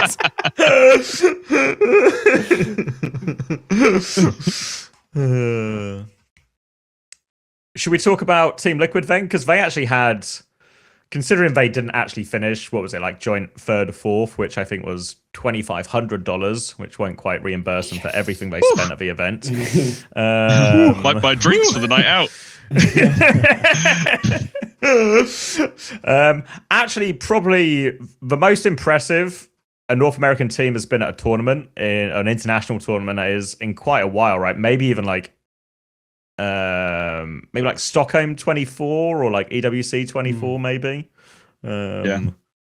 So this has felt like, and the most impressive Team Liquid roster has probably ever looked at an international event. Yeah, for sure. They were insane at this new comp, so they basically always just won map one, I think. They were so good at it, and they were so looked in. They were really well coached. Like, they always had people on the right angles. They were flipping side fights every single way, always in their favor. They just like really, really good at it. But there's not much else to say. They actually just they were very surprisingly good in all their matches. They'll probably come away from it with quite a lot of confidence. I think you're right. Like, I think that's always been what Team Liquid is good at, is like the side fight, like Vega plus whoever, like that's always their style. I think what will probably fill them with the most confidence is they also took a map off you and took a map off VP, playing just like heavy brawl style where it wasn't as that'll be the main thing, because like obviously when we look at my series versus them in the grand finals, it was very much like there was maps that they were supposed to win where they can ban and play wide, and then there was maps that we were supposed to win. But they look that they've leveled up on the push pull stuff. The only question is like, is there still like a slight fragility mentally with them, you know, like the fact that you guys were able to just kind of like shit talk them, and you saw all of their post-game interviews were like, oh, TM know how to turn it up, TM know how to do this. That kind of to me says your tactics was slightly working. But You I can't think, take the American out of him, unfortunately. Yeah. It felt so easy. Like once we started shit talking, like they looked so sad. It felt like it worked so well. Yeah, they are just a little bit too nice. Yeah. It feels like because of all the changes in the game, like you said, they were really good at the new comp. That's the roster that's meant to be built around that sort of philosophy, right? It's like all of the youngest players that should, be the best at picking up all of the new stuff, and it sort of showed, right? Like I would have thought initially that Boston wouldn't stand a chance on the Domina just because you get value out of hitting the head, and I didn't think that would be his strength. But he actually seemed really legit on that, no? Like, yeah, he was one of the best at it, I think. Yeah, come match day, he was like, I mean, they just beat you in that mirror, didn't they? At least on map 1.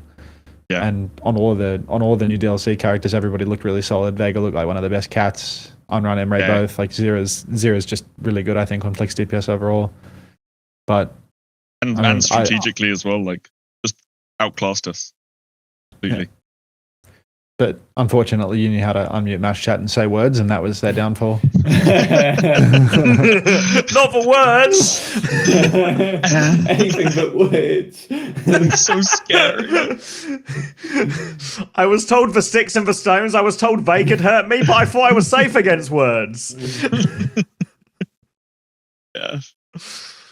We had to pull out all the stops, we had to use the words. We didn't use the words against other teams. But against Team Liquid, they can take something from that, Yeah. There's a lesson in go that far.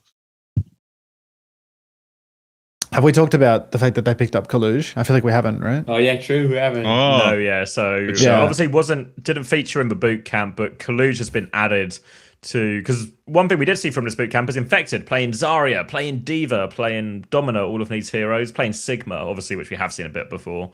But Kaluj added to the roster as the 6th player.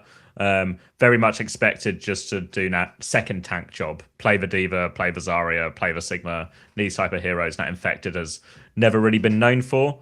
So in theory, makes a lot of sense on paper in that way.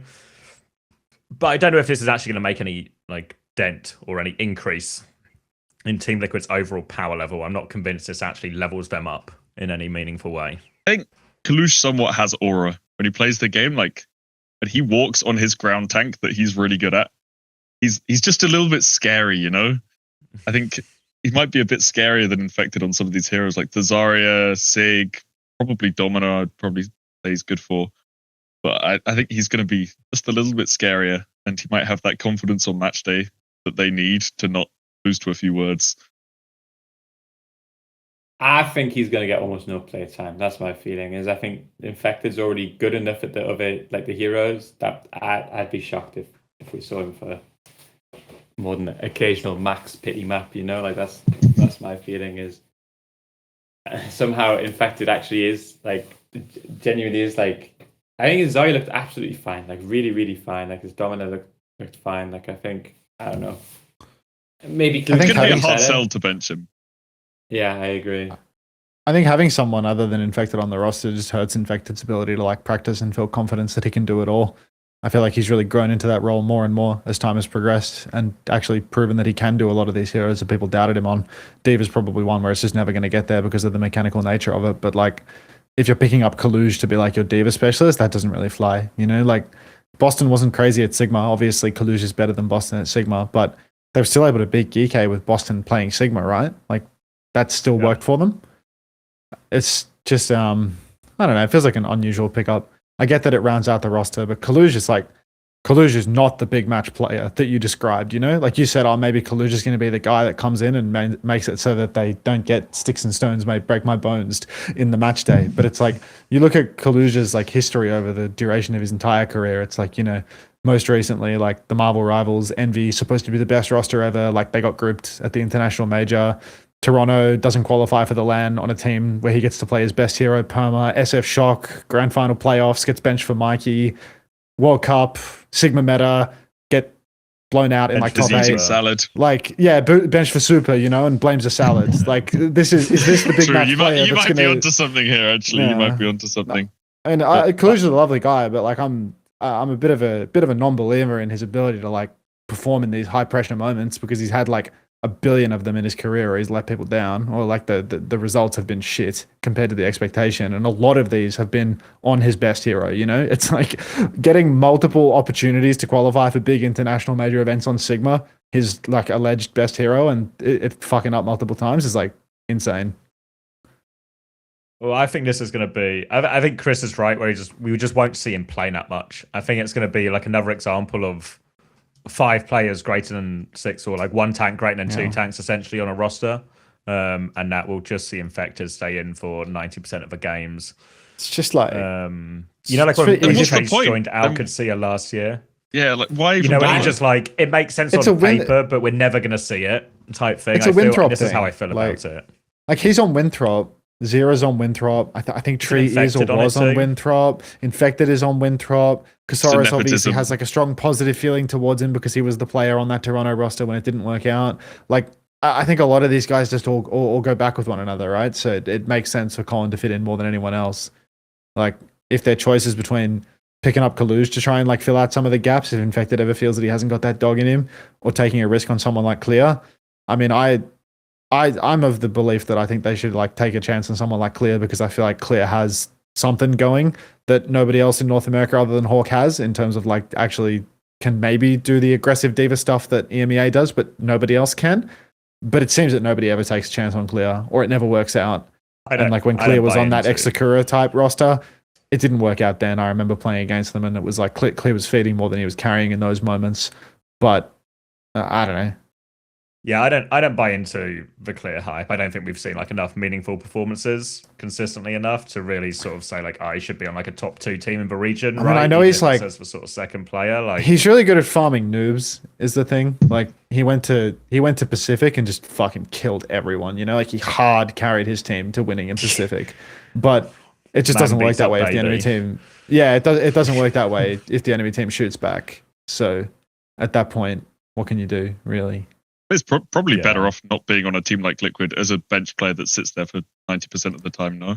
Because that was his fate in 2024, and like he was just a perma bench player for Infected then. Nightmare. Probably just doesn't want to do that again. Yeah, like it's just not a good idea if you're a rookie player to just sit for a year on the bench where you should be playing and learning. I think, Luge is probably way happier to do that. He's just older and doesn't have that dog that wants to play anymore. Yeah. I mean, yeah, I think like the flip side of this is I also don't think it's like going to be a net negative to the team, really. I think it's going to be unimpactful both ways. It's not going to shift their power level up that much. It's not going to shift it down that much. Maybe there's the occasional map where he is quite useful to play the Diva, play the Sigma, whatever it might be. But I think in reality, like that Team Liquid we saw at the bootcamp, those 5 players on some of the new heroes, like actually that's for roster, or that's for combination that looks like they could make a real difference or a real impact internationally. I don't think Kaluge, you know, like if you swap Infect out for Kaluge fair, I don't think I feel quite as strongly about it. So I think in reality, that's where their big success will come, if it comes at all. Should we stay in America then? We can talk about Dallas Fuel. Ooh, was actually pleasantly surprised with Dallas Fuel. I think, you know, the impression I get from them as well is they're actually reasonably happy. You know, they did pretty reasonably in scrims. They lost to T1, but the fact that they took a map and maybe some of those other maps could have gone a different way as well. I think there was probably more positives than negatives for Dallas Fuel at this opening event. I actually really believed they were going to beat T1. Like part of me thinking it after watching scrims and scrimming against Dallas, I thought they were like kind of surprising. And they just looked good. Yeah, I mean, I think considering Liquid have got their players, SSG got to pick the 5 players they wanted to pick, and then they were left with whatever I think they've built a really solid roster that's already working, like maybe more than people expected right away. I think even when we scrimmed them one time in NA, you could immediately see, oh, actually, it kind of works. You see there's an identity here, right? Like they looked really, really good against every team in scrims and tournaments on these payload hybrid maps. Well, this was the map they won against T1, right? Yeah.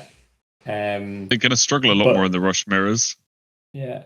But everyone kind of knew that going in, you know, that was like the clear strengths and weaknesses. But it's like, it's good that their strengths are strong, you know? Like, it would be really worrying if even on their strengths they still looked below par, but they definitely didn't. So I actually think this team is actually really competitive, and I imagine that we'll be pretty pleased with it.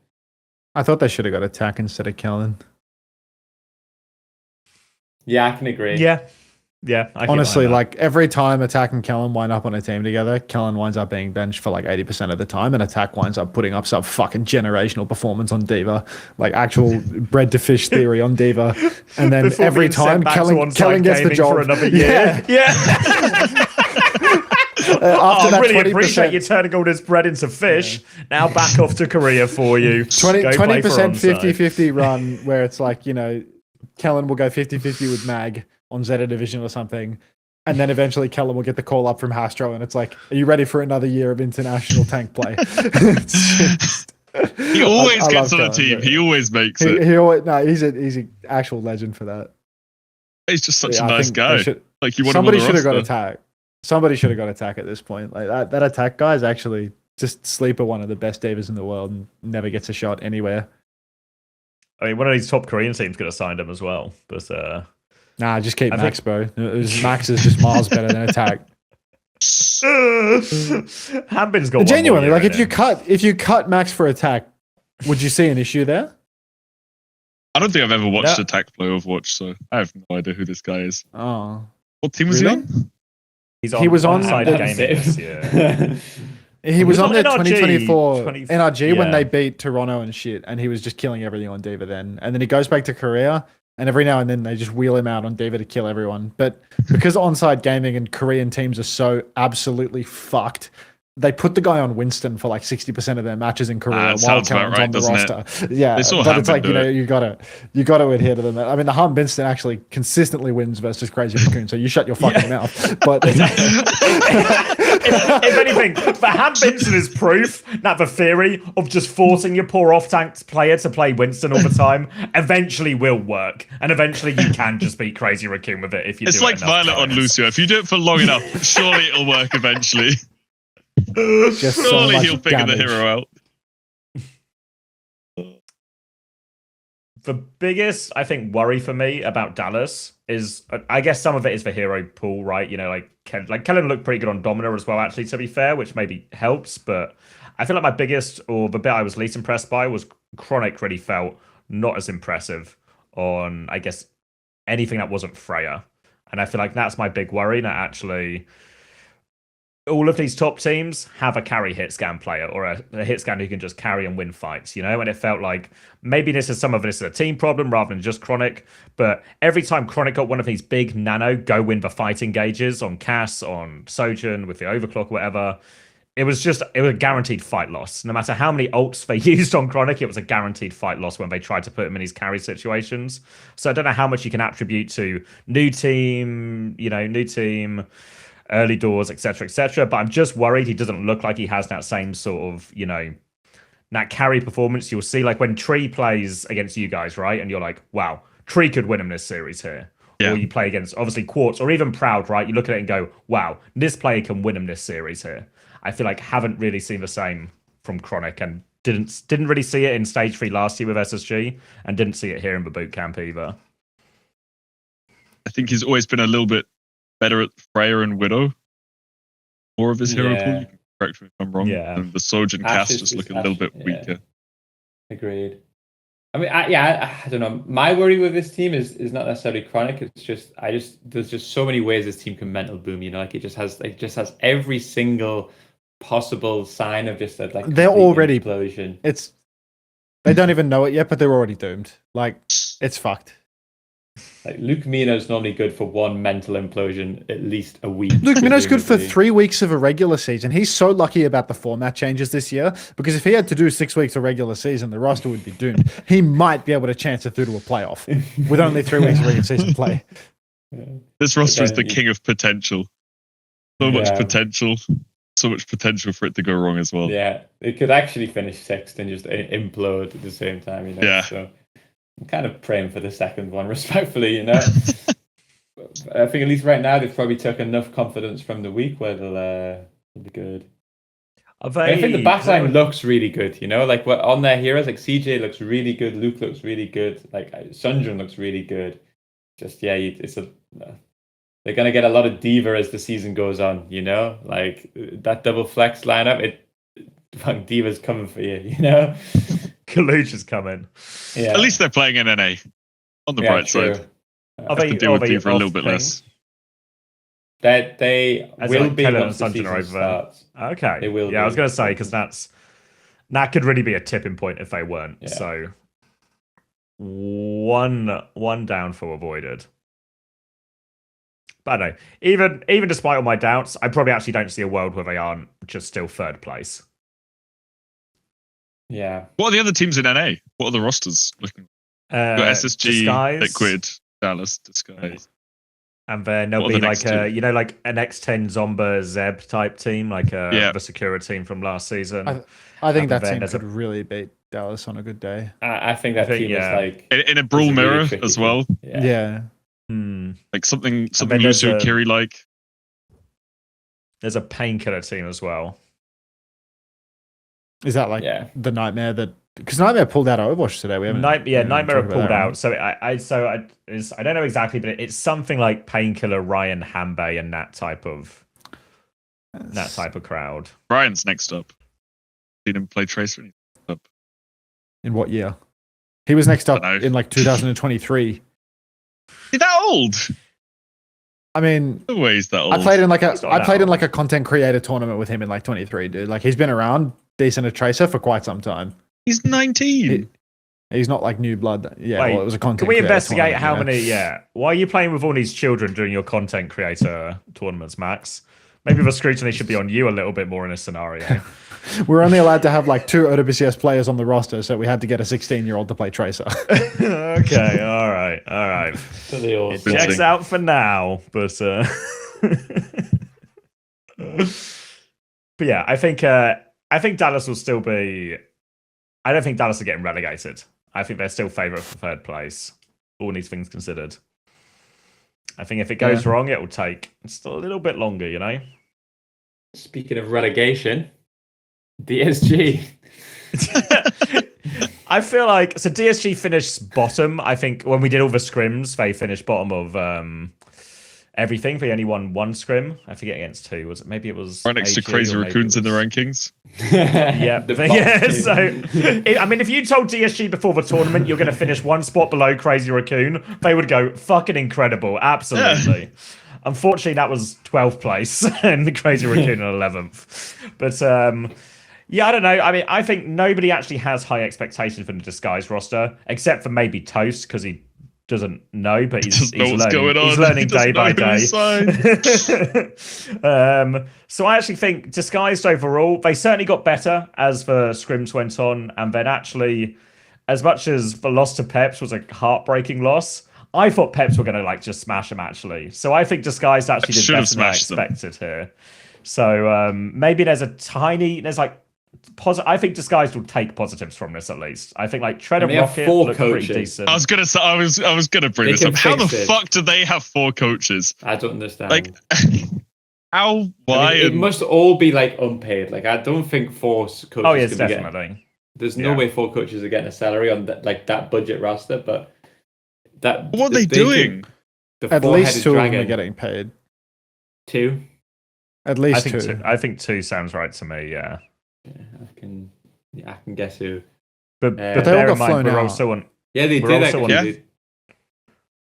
We're on 2 being paid at like DSG wage as well, right? So we're already on like a lower bracket of income for the whole team. Surely, that team has potential has potential to get 4th and has potential to get 6th. That's it. You know, like I don't see any punching upping there. Not a treadhead. I am for World Cup, but not for DSG. Okay. Internationally, no problem. I mean, I think Tread and Rocket look like the best bits of this roster. I thought Skyle played fine as well. But I think the problem is, again, just outclassed, right? Like, how many of these Disguised players, even against Peps, right? And I think most people probably have Peps, like, at real risk of relegation in EMEA. How many of these disguise players would you necessarily take over some of the Team Peps players, you know? And it just starts to get a little bit tough for them.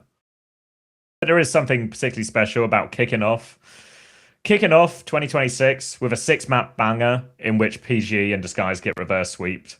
And poor Toast, the first game he has to watch his org play is a 6-map reverse sweep. That's going to be devastating.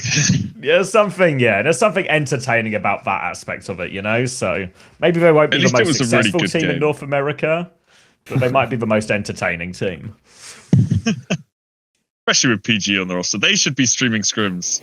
Yeah, they need to. These guys should be. I mean, they probably will, right? Like PG will want to. You'd imagine. There's any team that can push for it in NA. Yeah. Should we hit Peps then? Because Peps had. What a day one of scrims Pep had. What a day one. They were top of the table. They won all 3 scrims. Triple block, won every block. Unbelievable. Peps, as we all know, on top of the world. LA World. Decade of French domination. That would also be the last day they would win a scrim. But, but let's not get, you know, it's important not to, you still celebrate the good days, even if there are bad days to follow.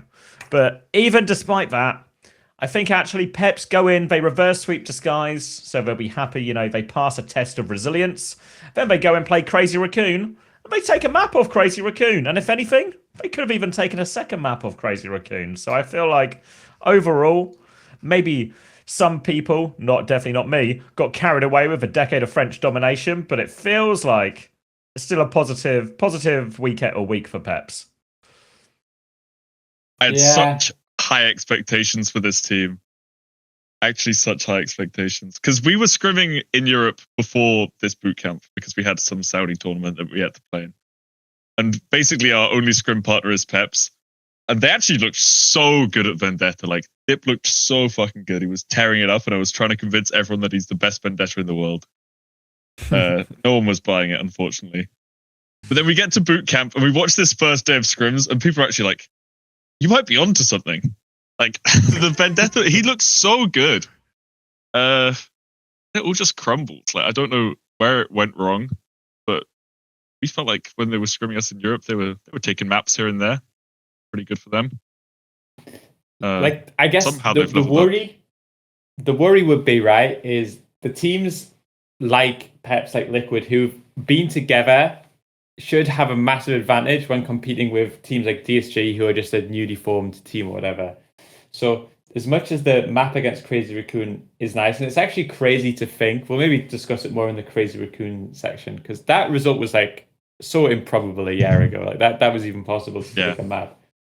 But you just think that you shouldn't be going to map 6 against DSG if you've played together for like, I don't know how long that exact roster's been together, at least like not quite a year, right? But like they've been together around about that, maybe, yeah. Yeah, like a while now. It's like they feel like they know what they're playing, they know what to do. And it feels like they should be more convincing against like what is effectively at this stage like kind of a mix with 4 coaches. Because like, you know, like only a week of scrims or whatever. So I don't know. Like I think they have the passion. They start well. That's always the case with passionate teams, and then the old guard just kind of figure it out, and then or maybe just better from the rest. So it still looks hard for me to see Peps at the LAN this year. I can't see it. Maybe OWWC has like 5 slots for Europe or something. They could make it. I think our expectations, like from the last episode, were just like rock bottom for Peps. So anything other than coming dead last is a good result for them. Even if it was 6 maps versus Disguised, which is also, you know, regarded as like by far the worst team out of North America at the tournament, we can still put a bit of a positive spin on this result, right? Because they won one singular series, and they had that one day of scrims that absolutely just spun a whole new narrative for them, honestly. Like that one day of winning 3 scrim blocks in a row on the first day of the new heroes changed everything for them.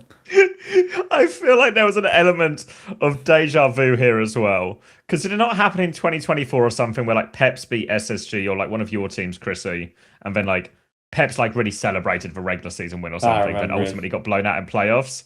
There was a little bit the Face It same League, I here. think. Yeah, it was a little bit the same here, where like they have a really good day when it scrims, and there's like a lot of positivity on Twitter from the French contingent, and then it all sort of goes quiet. So maybe there's still some lessons to be learned about celebrating too early. Maybe literally the first day of scrims or the first day of the season is too early. But yeah, I feel like there's still more reasons to be keen on Peps. And I think, everything you were saying about Dip, I don't think we saw any of that in the matches, which is maybe a concern, but maybe it also means there's still there's more to come, like Dip and Zorro, I think especially, are really that's where it's going to be sort of won and lost, I think, for this roster. I think Vendetta might be a little bit harder in matches as well, because everyone is so aware the Vendetta player that you can't just get away with lots of stuff that he was getting away with. Unless you leave. Yeah, unless you leave, and then you just kill the whole lobby. Yeah. All right, so Fuck we it, covered Vendetta. You think? You want to talk about Weibo? You want to pivot there? Yeah, I was gonna. Well, we've obviously done the West, so we've got China and Korea, but we can go to Weibo. Yeah, because Weibo were disappointing in scrims, which for anyone who's scrimmed Weibo before will be the least surprising piece of information you've heard all day. But then they were, I just really unsurprising all the way through. Then they were pretty good in the matches, but ultimately lost a close 5-map series to Falcons in the most Weibo type of result you could possibly ask for. Maybe I think these one of the teams that can maybe claim a little bit of we lost the new hero maps, so maybe actually another day unlocked heroes, we actually beat Falcons or something. So I feel like for Weibo, this event, this is super early doors. I think they were coming in English for lots of this event because Lee Min and Maka are trying to learn Chinese, but obviously easier said than done. So they were still coming in English. So I think with all that in mind, that there's all these language problems, probably really not too bad. The biggest sort of bright light, I think, has to be Sunzo Billadeng actually coming in and just taking maps off Falcons. You mean Munzo? You mean Munzo? Funzo? But he comes in, he plays against Falcons, and he just looks the part, right? He looks like a tank good enough to compete at this level and take maps off some of these top teams in the world. Yeah, I mean, like we said, they suffered from the Mickeyness of the format. Otherwise, there's probably a good chance that they beat Falcons, as they always tend to, at least once a year. But it seems like it's one of those rosters where it just looks like clear upgrades. It gives them problems with all of the comps which they were struggling before. And yeah, again, only a positive spin, I suspect. I think Shy looked a little bit quiet I was watching. Whereas before he used to just take over the lobbies on Soj, but Shy hasn't had a real big match player performance since 2023. I think he actually suffered a brain injury when he started bleeding out of his face in that one game in 23 Toronto playoffs. And since then, he's never quite been the same. Because he was a big match player for that moment. He was so good. For a certain time, he was on par with best hit scans in the world. No, he was him. Yeah, he was actually unreal. He's just he's been downgraded from Lib to Aid. And that's no good. That's no good. Don't want to be Aid. No, nobody wants to be Aid. Maybe Milgara wants to be Aid, actually. They are, yeah. Other than Milgara. But yeah. I can see a narrative for Shy just getting progressively, incrementally worse. But Leave doesn't feel like he's gone that way at all. When you watch Leave with a fucking sword in his hand, it's I'll bite on this. He's still got it. But Shy, he was never sick on Freya, right? Freya. Yeah, I was going to say, his Freya's not looked good at all. Yeah, losing the new maps doesn't look that good on Amray. It's maybe this guy needs to pack it up. Pack it up for who, bro? What are they going to do? Put pineapple in? Surely there's some new hit scan, new up and comer in China. I reckon. I say give pineapple a crack. Talk to Sunzo and see. Maybe Sunzo knows a guy. Who was it we watched? How good was the WD? Was it Brandon Fraser? Fucking the whale. Oh, Brendan Fraser. Remember us watching? Yeah. That was the last. That's the last only other hit scan I remember from China. Oh, of course. Yeah, I don't think there's anyone that punches to that level versus him ever in China. To be honest, anytime they play a match, I feel like he's always kind of gapping. Pineapple has his moments, but I feel like that team is just definitively a cut below. It was good with WDG production though when they stuck a bit of gaffer tape over Gushway's name and called him Sunzo. Genius solution there. It was so fucking good.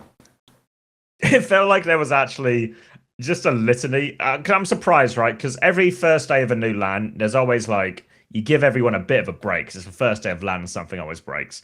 But we were just at the WDG arena, right, in Hongdae, where they are every week for regular season. But it still felt like, I don't know how many times Vega's mic broke, but my God. That was so tilting. It just felt like we were in pause hell. Give us more time to type. Often. Every time his mic broke, that was a nice, good 30 seconds of typing right there. But I don't know what all the production issues were because everything worked for us on stage. If we ever paused, it was for no reason. It was a skill issue on someone on our team's part of like, oh, my game was in Chinese and I forgot to change the language. Like, there was nothing on their part. Alarmingly common problem. Yeah. You'd be surprised. I would not be surprised. Now in my head, that's why I'm Chinese picturing. Before. Just every time Vega's pausing and going, it's still in Chinese.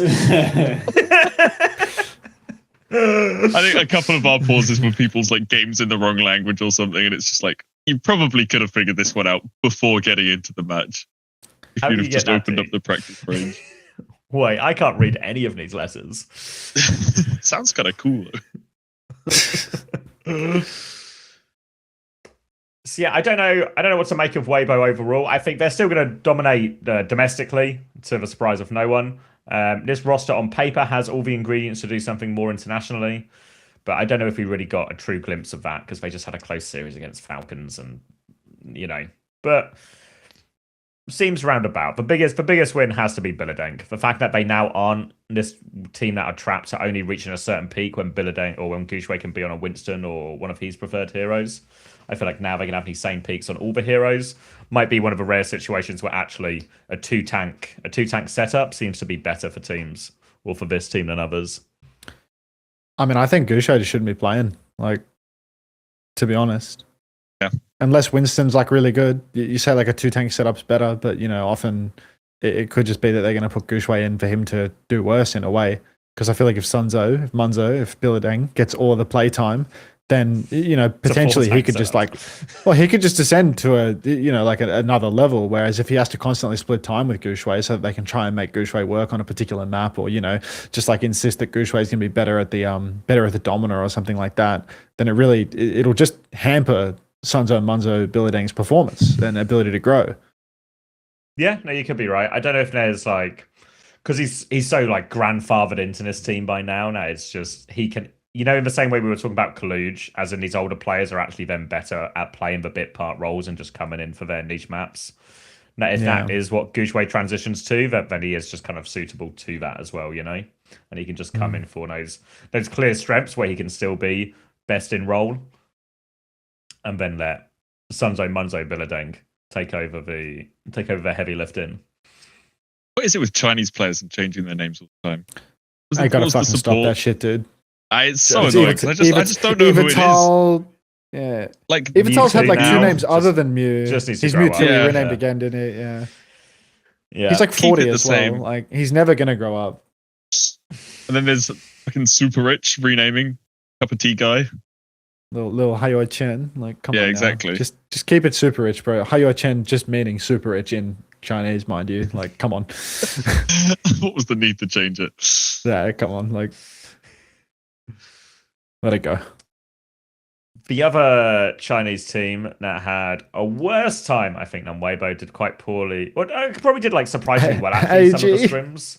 Yeah, AGG. So AGG, we just need to talk about all the confusion that seems to be going on as well. So initially, they announced 8 people. We're taking 8 people to the boot camp. 3 of them are Korean. There's no room for Mag. You can't have that domestically, so that's a problem. Okay, so immediately, we're only gonna. You can only register 6 players for this tournament as well. So why we've signed 8 people for boot camp? No bloody idea. But we have. So Gaga and Mag immediately transition flawlessly into the coach roles. Okay, And then Gaga since this renamed? bootcamp has Gaga's happened, fucking renamed, hasn't he?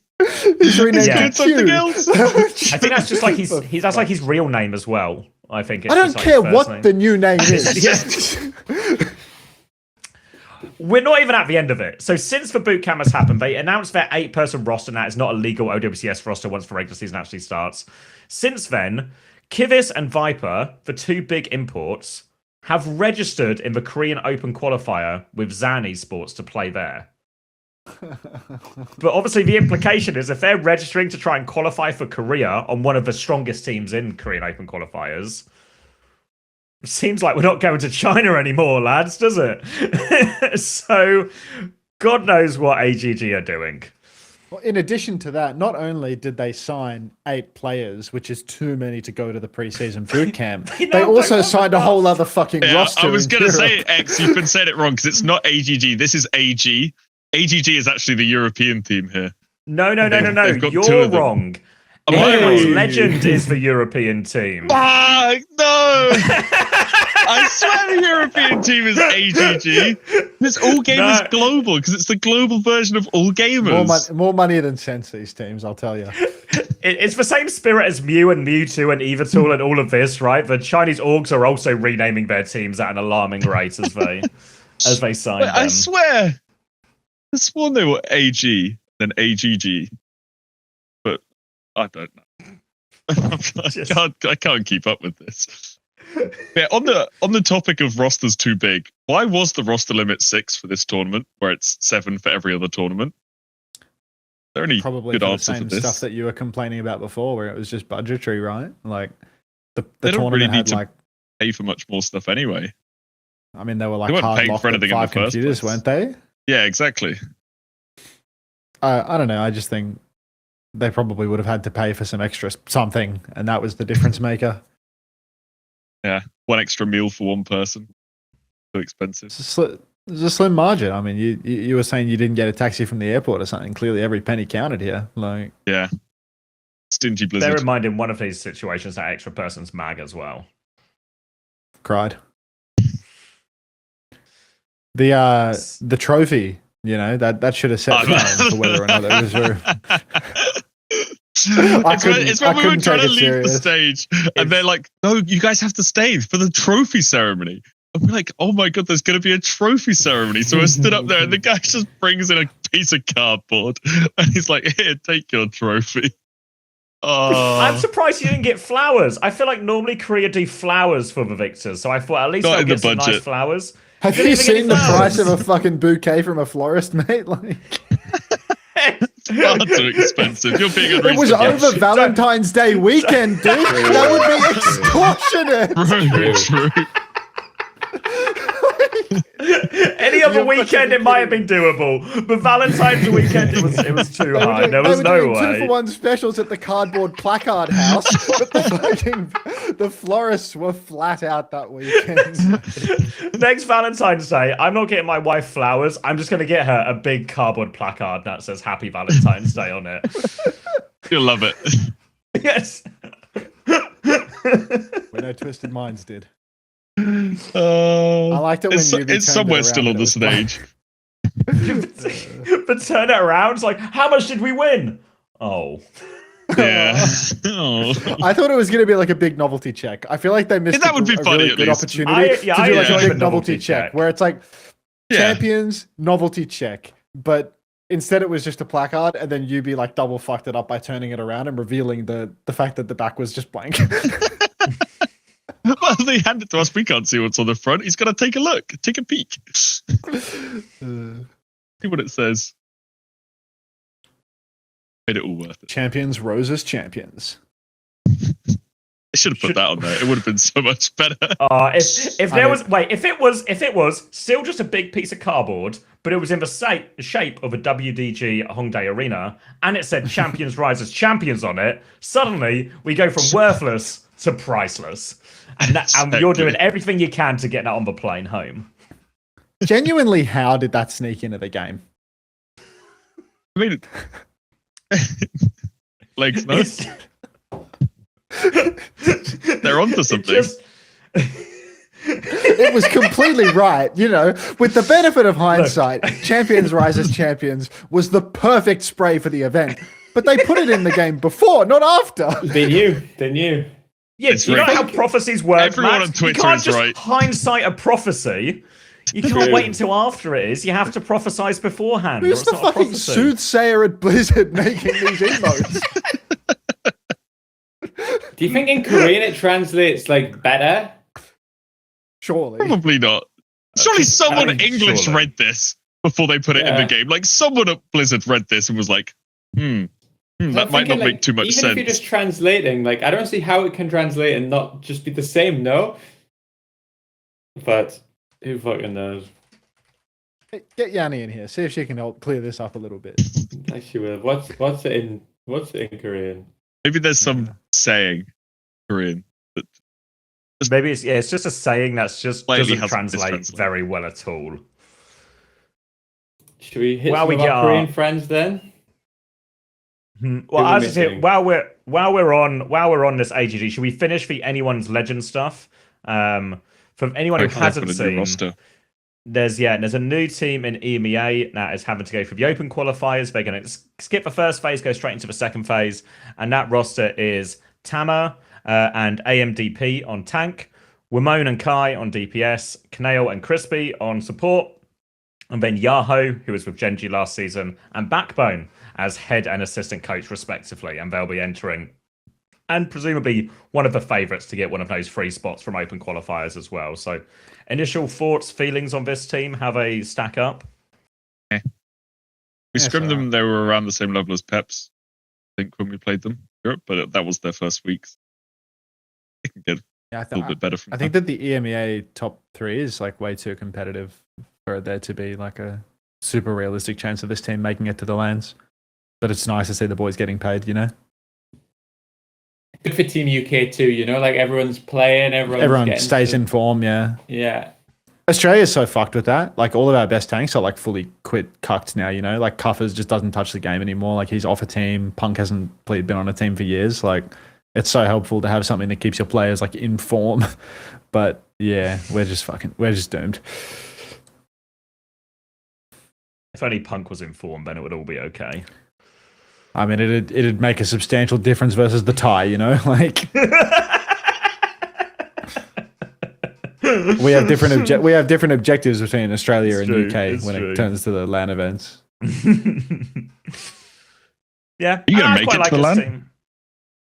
What'd you say? You gonna make it to the LAN?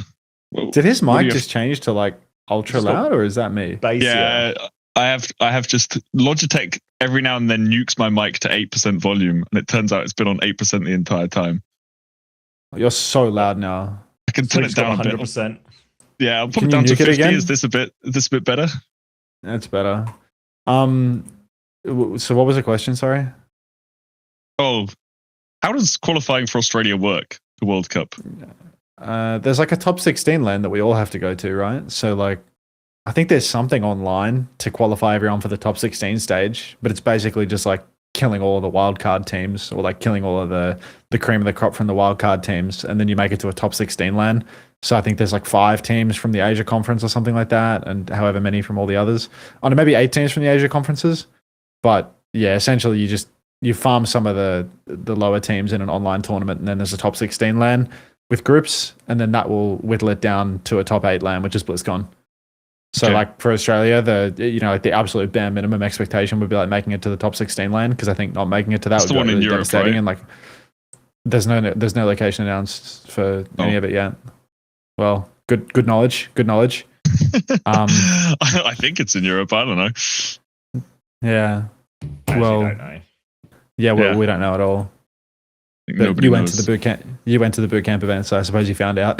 But yeah, No, I thought this before the bootcamp event. Blizzard would never tell me shit. True. where would you have even heard This it is from your then for RuPaul that? situation. We've come from. Well, They announced it. Europe makes sense. It makes sense because it's only where it's untouched this season. But I swear they announced it.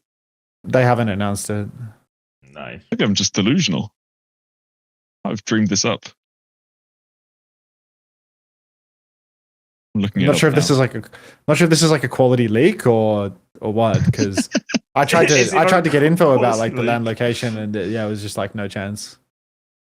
Yeah, my Live impression was group they don't stage actually location know to yet. be announced. You are right.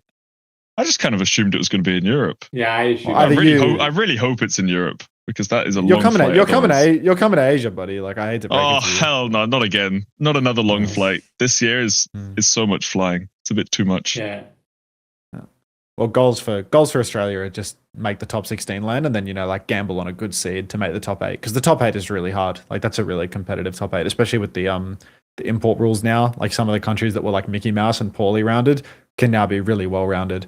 Australia can benefit from that import rule, but like it doesn't really help our problems that much because we're sort of like a distributed level of suck.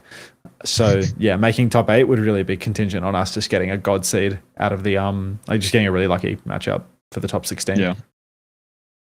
Could do it on a good day. I mean, You get they used to works. like they used if you to get all the lucky. time. Like yeah, you get really lucky with these groups, right? Because the way the group stage works is there's just 4 groups and it's a 16-team event, and top 2 from each group go to BlizzCon. exactly. So you're kind of Like, all- whoever's in your group is in your group, right? So there's someone's Yeah. going to get unlucky and someone's going to get lucky and all of that inevitably. yeah, and it's like they're probably not going to bang us against like every team from the Asia conference because we're already with them like locally. So it'll probably just be like spread one from each region in your group, and hopefully you roll really high. But it'll be somewhat seeded too, because there's seeding going into it from how people qualified initially. Yeah. But I think we'll be a top seed. I would assume that we're going to be a top seed going into it, because our conference is far, like each conference is regional, and we're far away from Korea. And I think China and Korea wind up playing in the same conference, so we might wind up being at the top of it, because they have to do different matchups based on the ping in Southeast Asia and whatnot. So like last time we qualified, we were the top of the group because we played against Thailand and India to qualify. So if we get something like that again, then there's a very real chance that we have a high seed and a higher chance of getting lucky with the groups. Yeah. Fingers fucking crossed we go up against Captain Prash again, like that's what I'm dying for. A nice easy one. Are you important on Team UK? No. All right. Brexit geezer. Yeah. I Who mean, would it we literally import? means It's Brexit. only Sky, right? It's the only option to Yeah. get a flex support, but I don't think he wants to. Well, doesn't I matter don't what he think we wants, want to. okay? Yeah. Not importing? Brexit means I think it's Brexit, mutual.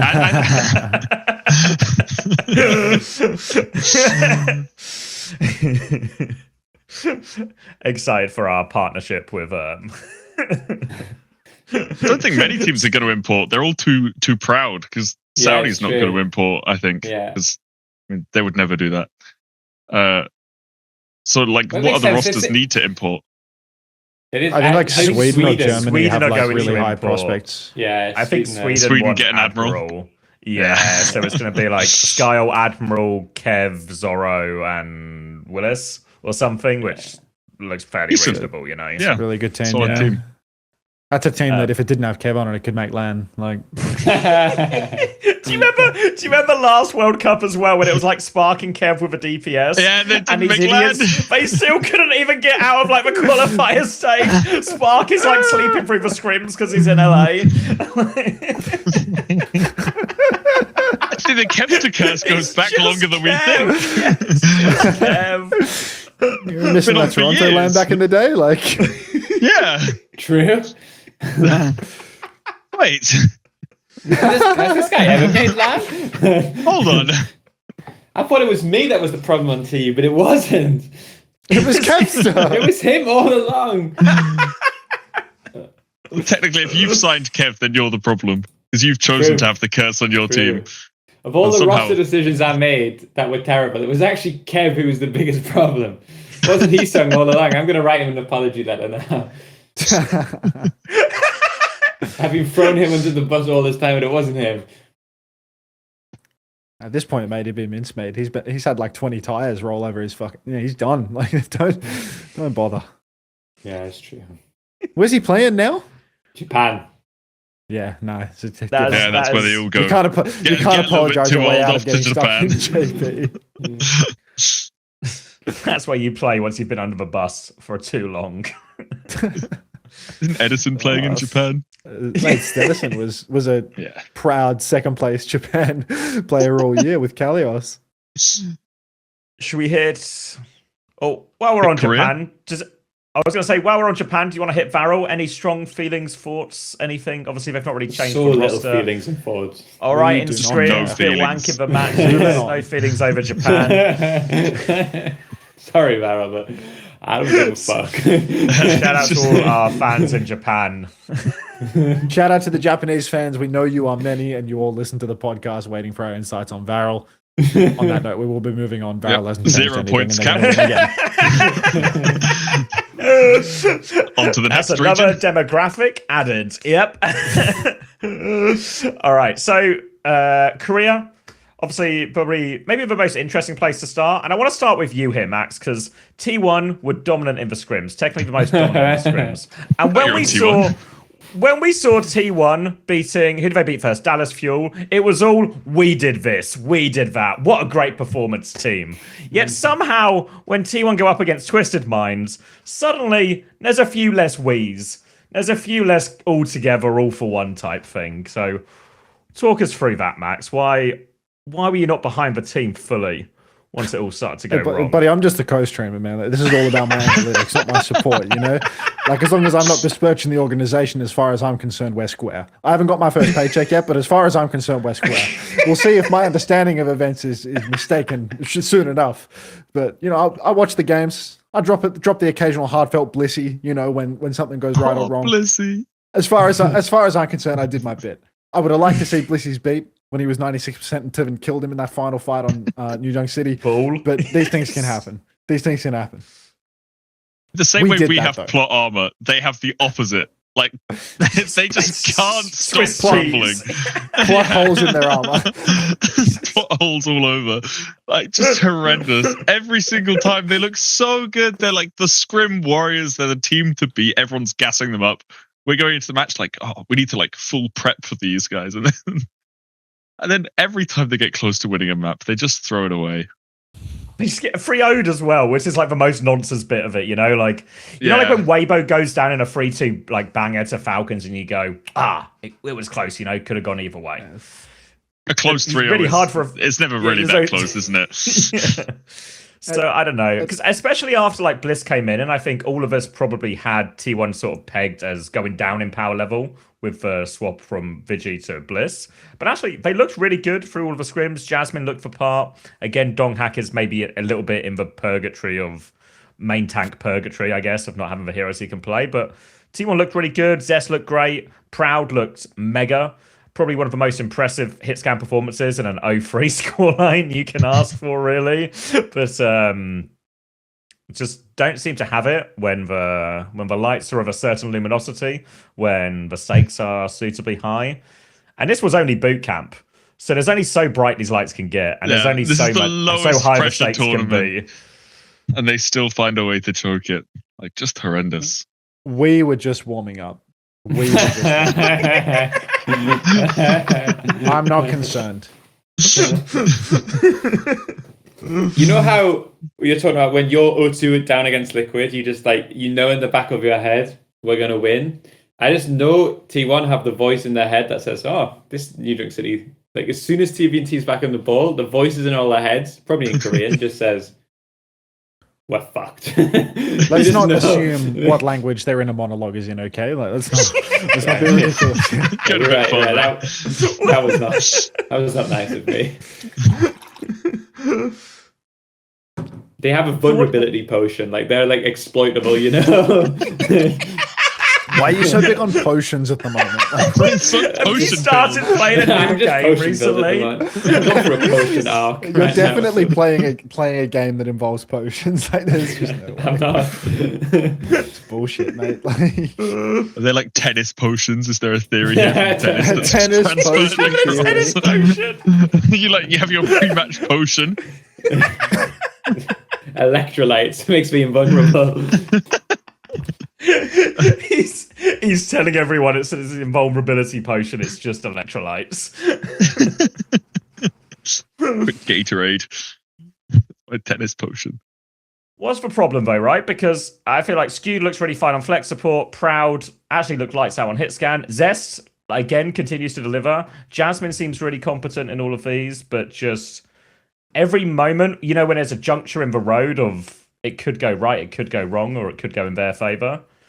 It's just always, you know, the spooky path on the road with no leaves on the tree, and it's lightning flashing. Like they must just not have a shot caller, because when you play against them, it's so obvious. They just stand still and they're waiting for someone to say, let's do this. And then every now and then someone will say it and they'll do something and they'll win a fight because they'll have made a play. But like here, we're just rolling around on the point and they're just standing there. Like they're just taking it. They have no plan, no direction. There's got to be a calling problem in this team because they're all good players and they shouldn't be losing like this. Yeah, I mean, it kind of lines up when we were talking about like teams last year, and we talked about like the calling on TM, the calling on Alcad, and how like the difference proper made to Falcons in 2025, right? The difference between having that main caller. Same argument we make with like the real problem with Max is actually the fact that jump in main calls when he's in. So as soon as Max comes in, they actually just the problem is less Max, and the problem is more we've just benched our main caller.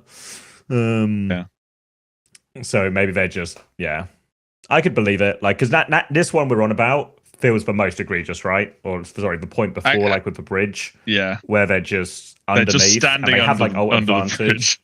Just inconceivable. Fucking doing go, dude. This is rolling around. The problem is, at this point as well, if T1 were already having problems with belief that they could do it, losing to Tivant Ball only actually confirms all of those beliefs, you know? Like now... Maybe they don't know that he doesn't play ball. Maybe, like, they don't know Tivant well enough. He's like EMEA dong hack. Like, this is their dong hack. No wonder we lost. We should play ball on New Junk City. Yeah. They just don't know how bad it is to lose to this. So yeah, I guess the biggest worry for your T1 is just, wasn't this kind of a problem last year as well? So it's just the same problem, and they're never going to be able to beat one of the big dogs when it really matters for Falcons, for Crazy Raccoons. Same with all their international appearances, right? Like they always do kind of well, beat the weak teams, and then just as soon as they hit a real opponent or a top contender, they just lose pretty handedly. Never beat them. And now in Korea with Zeta Division, potentially this now just becomes a fourth place team in these big moments, because if that Zeta team is what most people expect, that's they've got an in-game leader or two. They've got some big game players there, so maybe it's actually only downhill for T1. Sorry, Max. I don't believe that we are going to be going downhill. I think we'll be fine. What's so funny about that? I don't understand. I just know this bit has got so much longevity, you know, like this is gonna be, every week this is going to be the same bit. No, I was actually, I was thinking about what can I do to like royally take the piss, and I've realized instead of bothering Swing Chip with a merch order, I've been introduced to like a secondary manager on the team, some Korean guy. And I'm gonna send him this absolute fuck ass order of merch from the store, where it's like I'm gonna order like the pajamas and the bathrobe and the nightcap and all this other T1 bullshit, and see if he just puts it through. You know, like just try my luck with a merch order of rubbish. Like, do you remember when I got the Cloud9 baby onesie back in the day? Like, I'm gonna put in one of those orders again and see, as my introduction to this secondary manager on the team that isn't the person that hired me, see if I can just get it through the keeper. Like, I'm gonna have so much time as we turn up for the Korea stream at like 7 a.m.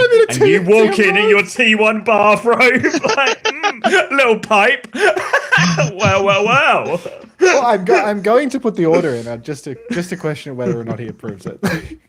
I'm sure he will. I reckon it just goes through. I reckon the size of T1, like I reckon it just goes through. Yeah. I can't wait. If you see me stumble out of bed and I'm wearing the bathrobe and, you know, nothing else, just T1 bathrobe, sorted, really. Because Swing Chip would never approve that order. I'm sure of it. Well, thank God there's no way for Swing Chip to stumble across this information as well, either. So this is actually... I told her I was gonna do this as a test of the other manager. Is he getting fired if he gives you a grand's worth of T1 bathrobes? Our producer's adding me in the chat right now saying, is it manager's name? High chance he does it. He was outrageously nice. So, Wait, does our producer also have a T1 bathrobe that they're wearing as we speak? There's some kind of fire sale on these bathrobes and everyone's got one. Just giving them away. So other than that, all looking good for T1 as long as they don't have to play any matches at any point. We're going to be fine. We're going to be fine. Max is going to be okay. I hate this negativity coming from you right now.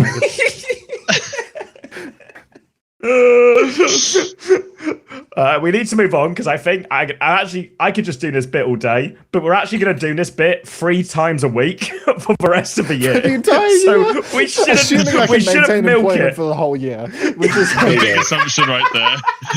They're going to see that order and you're getting fired immediately. What? A man gets fired for requesting a set of T1 pajamas. That would be absolutely ridiculous. You deserve it. The pajamas are getting fired. I'm not sure. You're getting fired for sure. Just always taking You've earned the both piss. of them. Do you remember when Brenda had to pull me to the office to tell me to not sit in my underwear in the parking lot? I remember when they took our chair and table away from that parking lot. I remember carrying the chair and table back into the middle of the parking lot, coming back from a block of scrims and seeing that they'd seen us do it and put it back in the garden. It's when they're like touring corporate people around and there's just the 3 of us just sat in our shorts in the parking lot. It's like, hello. Yeah, nice to meet you. Just like some really rural, just warm beer in our shorts in the car park. Yeah. All these big American corporate people. I can't imagine why the guard went under. I don't know where it went from. I mean, it was like on the day that everybody got fired, and you could look at the Twitter account of the guy that tweeted saying that we all got fired, and you go back 4 calendar days, like, you know, they all got fired on a Monday, and you see him tweeting at 3 p.m. on a Thursday, and it's like, can't be beaten at the guard because person X, it's a picture of them on a scooter giving out candy to people at their desks, you know, just like fucking around in the middle of the workday. And it's like, I can't understand why the business model didn't work, you know? Yeah, no one worked in that 3,000 square foot office. I mean, middle of LA there was some pretty so, crazy yeah. output because I mean, you got to remember that Babel roster announcement. I mean, that was like some serious time and effort was put into that one, you know, like. I remember them sticking a phone in my face, making me do certain things. That was a day's work right there. When they were trying to make TikToks and they didn't know how to make a TikTok, so the filters for the TikTok wouldn't get applied, or do a skit. You know, the weekly skit. That was a time. The weekly skits were such a good time. And I remember getting dragged. Stream room. Getting dragged around the office by Ashman, and we had to do like 5 takes of it, man. Like I was getting bloody carpet burn, getting dragged along the floor. Like it was a very deadly workplace. They made you work for your money. That's unbelievable. Daily. I mean, where do you think more you than got the company average, I'd argue, from? but still. My biggest regret about the guard is not taking more of those fucking t-shirts because they were really high quality. I still wear the jumper. I wore the jumper in the T1 Bootcamp and it's so little skewed. I gave mine to yours, didn't I? Like, yeah. Yeah. I've definitely got one of yours, but I was wearing it and Skewed looks at me and he goes, "What?" He just gives me a classic Skewed. Put the hand out. Put the hand out. Oh my god! Fuck! I really should have fleeced them for more of those shirts, though. They were good quality. You learned your lesson. You'll do it to T1 now instead. I mean, I'll get as a trial run through the manager to see the quality of the merchandise, and then, you know, by the end of the year, there will be a few more t-shirts coming my way if they're 100% cotton, decent quality, you know? I mean, they're good stuff. Me and Chris used to get Really? them Fusion. Yeah. Ooh. Got a couple of T1 things for free. You'll be loving it. Yeah. Yeah. I'll be getting more than just a set of pajamas then from the sounds of it. But I will be getting the pajamas just for clarity. There was a few people who were starting to doubt it, but I'm glad you've put those rumors to bed. The pajamas will be ordered. Oh, I fucking love esports. got no way to segue this, but how about that team Falcons, huh? That was solid. yeah, that was just- good. Yeah. You worked. fucking nailed that, mate. Don't worry. They got themselves a sim player, but at what cost? Yeah, so first look at checkmate on the roster, and that's the big question mark, especially now it seems like Proper has very much left the building. Is this team worse off without Proper compared to... It's basically a checkmate in, Proper out, Junkbuck in, Aid out. Is there any chance any of these balance? Or is it just Proper substantially better at checkmate on every hero that isn't Sim? Once they get the system flowing, they'll be so back. Yeah, I agree. It looks like it makes sense now, you know? Like I felt even when I was watching Falcons, at least some of the bans and stuff felt, oh well, Junkbuck isn't just fucking tossing it down mid as much as maybe these teams would have been in the past.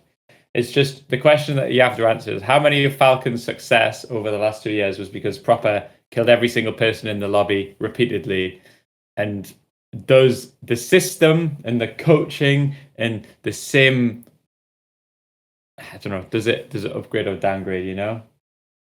I mean, these are players who can play assist. Like when I look at Hambin and I look at like Fielder Chio, these are players who will all thrive in this type of situation.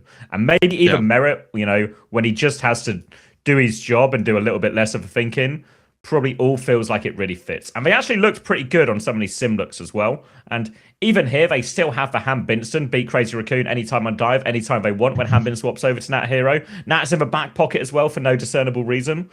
But actually, yeah, it seems crazy because obviously what's actually happened this offseason is Falcons have had an offseason where they've lost Stalker and then lost Proper, which in many ways feels like the worst offseason you could possibly ever have as a Korean team. I think it's an upgrade. But I think they're going to land on their feet, you know? Like, I'm actually like, this team is still competing for titles. I think, you know, Zeta, Crazy Raccoon, these teams will still be really close to them, and it will be same as we've seen the last 2 years, you know? There'll be dogfights, but this team is still like an elite team in Korea, can still win titles. I think there's not many system teams in Korea as well. Like, if they get the system working, there's going to be absolutely no competition. If there's a rule meta, they should just win. Like I can't see any other team being better. Even the rumored Zeta roster, like that's not built for a brawl meta. So they just have to pray for a good patch. Or just a patch, no patch really. It feels like right now this would be really hard. That's maybe why they're slightly worried that even on this patch they still didn't. I mean, they could have easily lost the Weibo, but they did lose the Crazy Raccoon. But I believe in it. Yeah, agreed. I'm same page as you.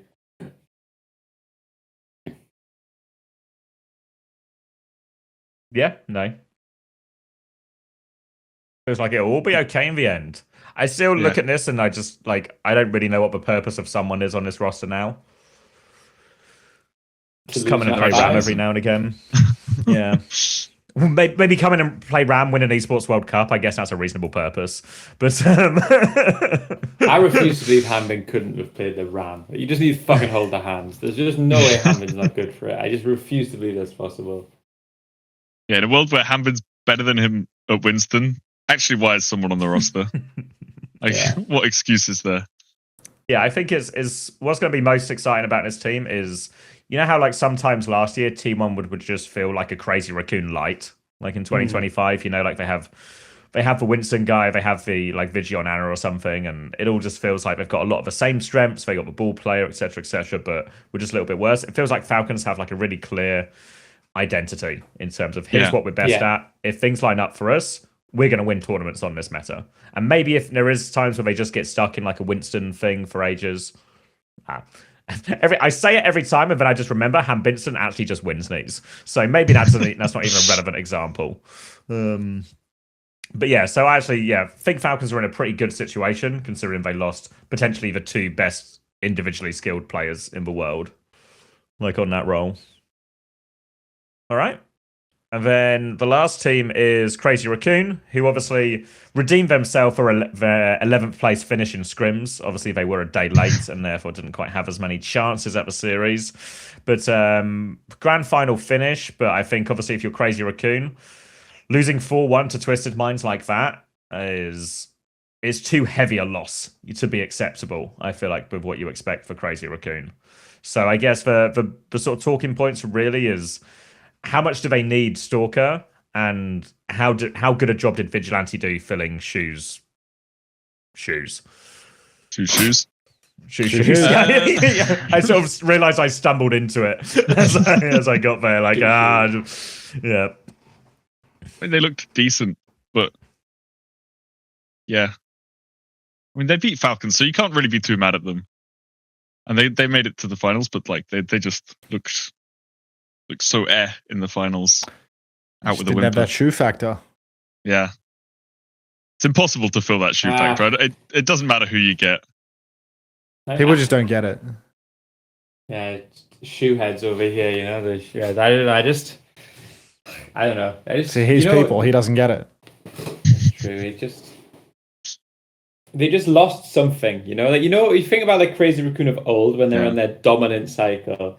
Like, what do you think of? Well, you think of that fucking Ilios map pick and that fucking guaranteed free win on some fucking AIDS ball comp. And you see them in this tournament, and you see the one time that they pick that kind of comp, that like that Esperank versus Peps, and you just look at the comp, and going from just fear that like you can't beat that comp, you just look at it and you think, oh, they just played a shit comp. Yeah, it is right. Like you know, like all of those metas and those comps where they would just win 2 maps a series from just playing this fucking super dive stuff. You just look at it now and you just think, it just doesn't look scary. It used to look terrifying. Just looking at the 5 heroes on the screen, you just look at it now and you just think it's not correct. Like they're playing a shit comp, and I think Video Shoe, I'm just not convinced that. Even Stalker, I just look at this, and it's the same thing we were talking about earlier. When I watched the game versus you guys, I swear they played the push-pull, like the brawl, the macro, worse than all the other teams you played. You know, I think that ult economy is the worst of all the teams that you played. Like, I think T1, even though you 3-0'd them, was a much closer series, you know? I agree. Yeah. And I look at some of this, in that, what map did they win? Was it Shambali they won? Shambali. It was like the craziest map of Overwatch of my life. Like, so many things happened in that one Shambali. And I look at it and I just don't know. I'm so down on Crazy Raccoons right now. Like that invulnerability potion is just, it's wore off. Like they just don't look scary anymore. I don't look at them against, even if they played against some of these like liquids or VPs or T1s. I won't look at them and think that Crazy Raccoon have like significant advantage in certain like across the series, you know? I'm just not convinced you're gonna get away with playing Anna, Kiri Ball anymore. It just looks fucking hard to play with all the heroes in the game. I'm just not convinced in the Lucio Kiri Mirror that they just understand or can play the game at the same level as even Team Liquid, which might be a fucking crazy thing to say, but it might be true. And I just think Stalker's a good player, obviously. Actually, he's a really good player, but I don't know. How much does it change? Yeah, I agree. I look at Falcons and I think they're redesigning their roster to be good at what's good. Like, you see the end product of what Falcons can truly excel at. And with this, I look at Crazy Raccoon and I just think they need a Kiri removal from the game ASAP. And even then, you're taking Zeta over them with their roster, right? If this Lucy Kiri goes away, I have to say I'm worried. Even though they finished second, I think they were lucky with the bracket. The scrims didn't look good. Their game against Peps didn't look good. I am worried. What happened to Korea? Like 2 years ago, we were getting spawn camped, Chris. We were getting absolutely shit on. I know. Like, where did it all go wrong? Because they had so much. They were so scary before, where they would just walk forward and you would just die. And now it feels like they've just lost any sense of what they were doing. The potions ran out, mate. That's all it is, okay? This fucking potion, man. It's true, though. It's the potion, you know? Like, there's only so long the potion lasts for, unless you got an infinite stock. Thanks for my infinite potion. Like, Korea in general, this tournament was just, they were so fragile to every single team, right? Yeah. Like, it just looks so underwhelming. Like, when they win maps, it's not through good decisions and good comps and good macro. It's just through like, we're just skilled. Like, we're just good at the game. Sure that they can be good at the game. Everyone on Crazy Raccoons is obviously good at Overwatch, but they're just missing something. Like, they have no idea what they want to do. they don't feel like they have a team comp that they're the best at anymore since they've stopped playing like Bull, Anna, and stuff like that. There's just nothing that they look really scary at.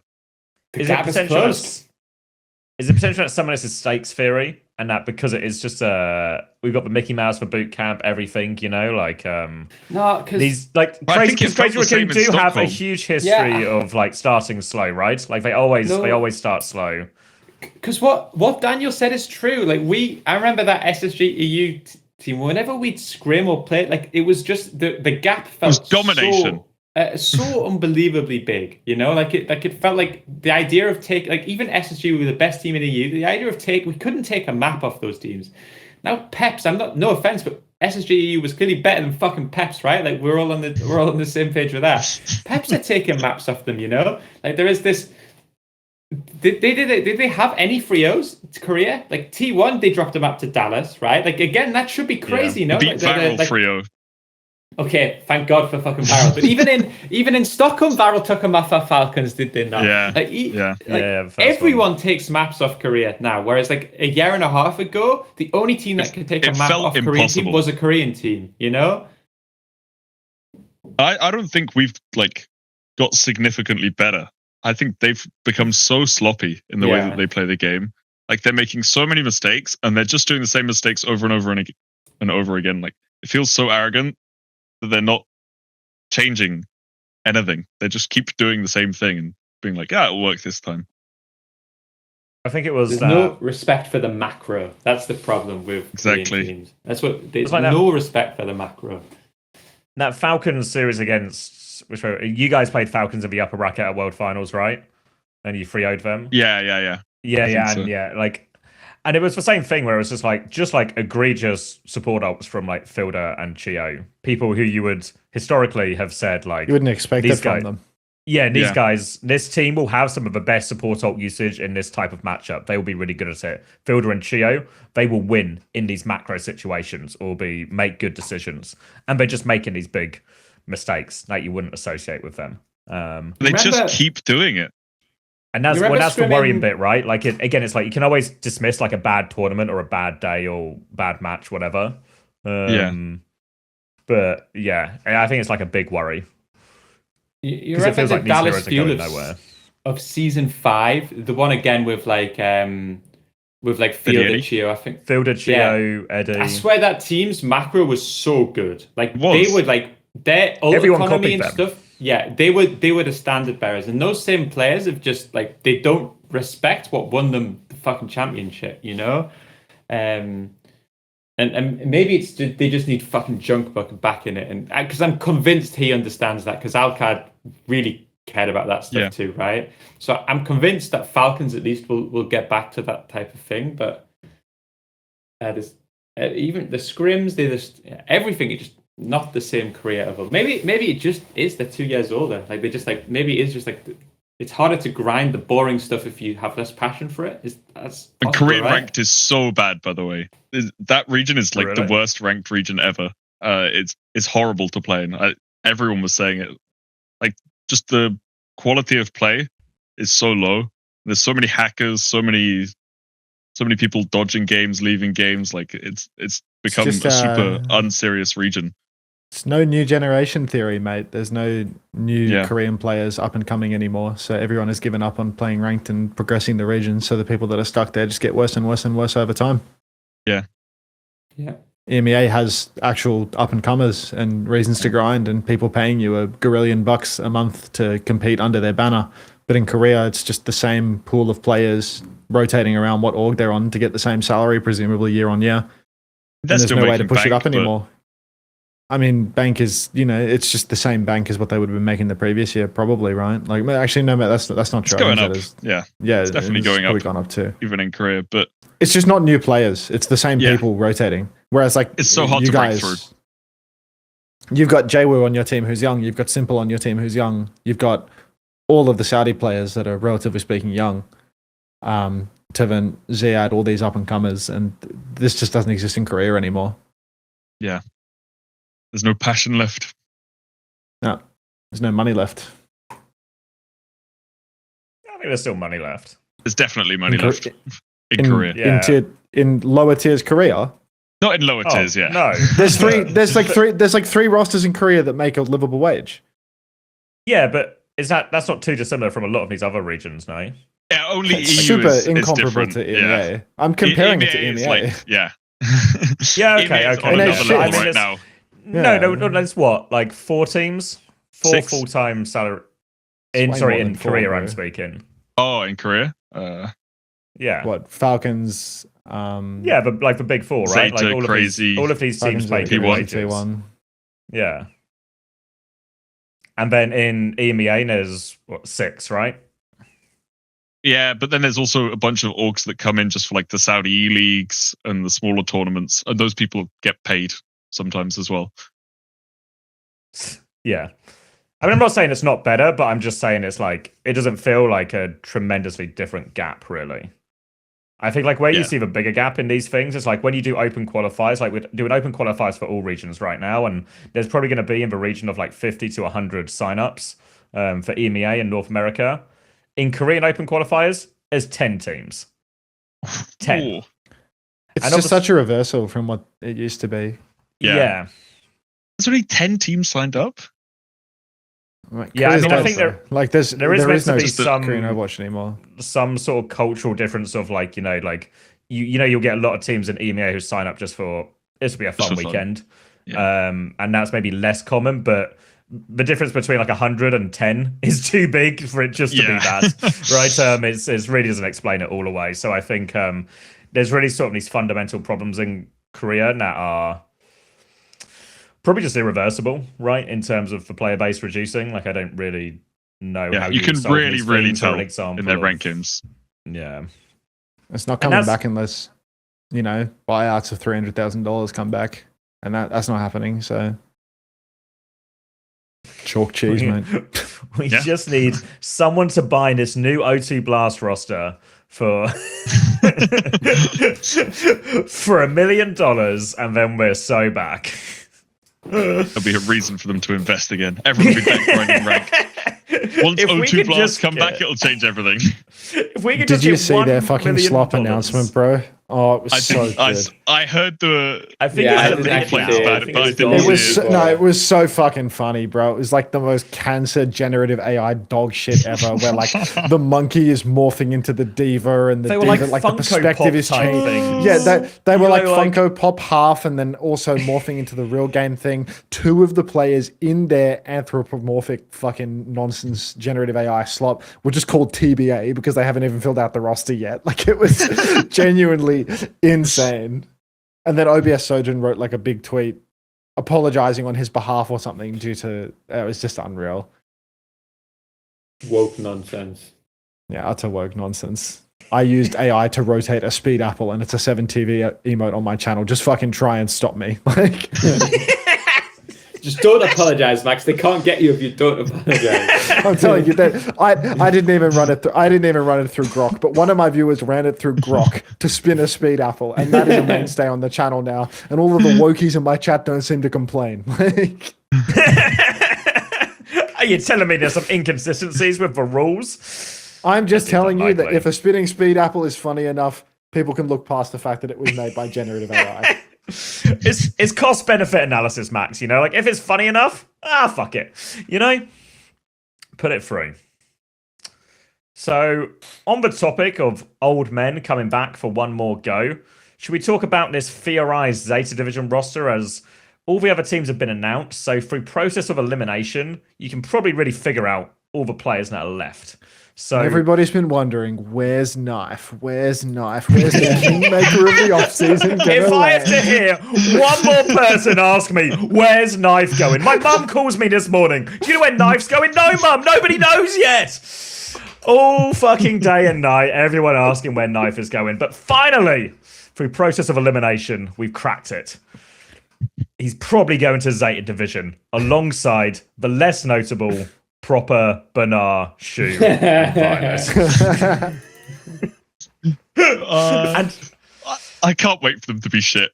Yeah, this team is It would flopping. be I so promise you good. this team is flopping.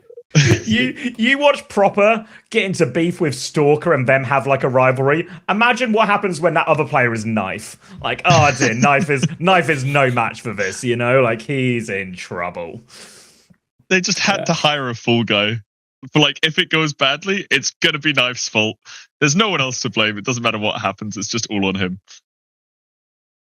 Don't He's not forget gonna as have well. a good year. That I was gonna say, don't forget Gultech is coaching this roster as well, just for an added level of like. There's just stuff is going on with Zeta Division this year. You know, like last year, Zeta Division boring. All right, we get it. They'll never qualify for a LAN. It's good for a laugh once a stage. But now this Zeta Division, stuff is going to be happening with this Zeta Division.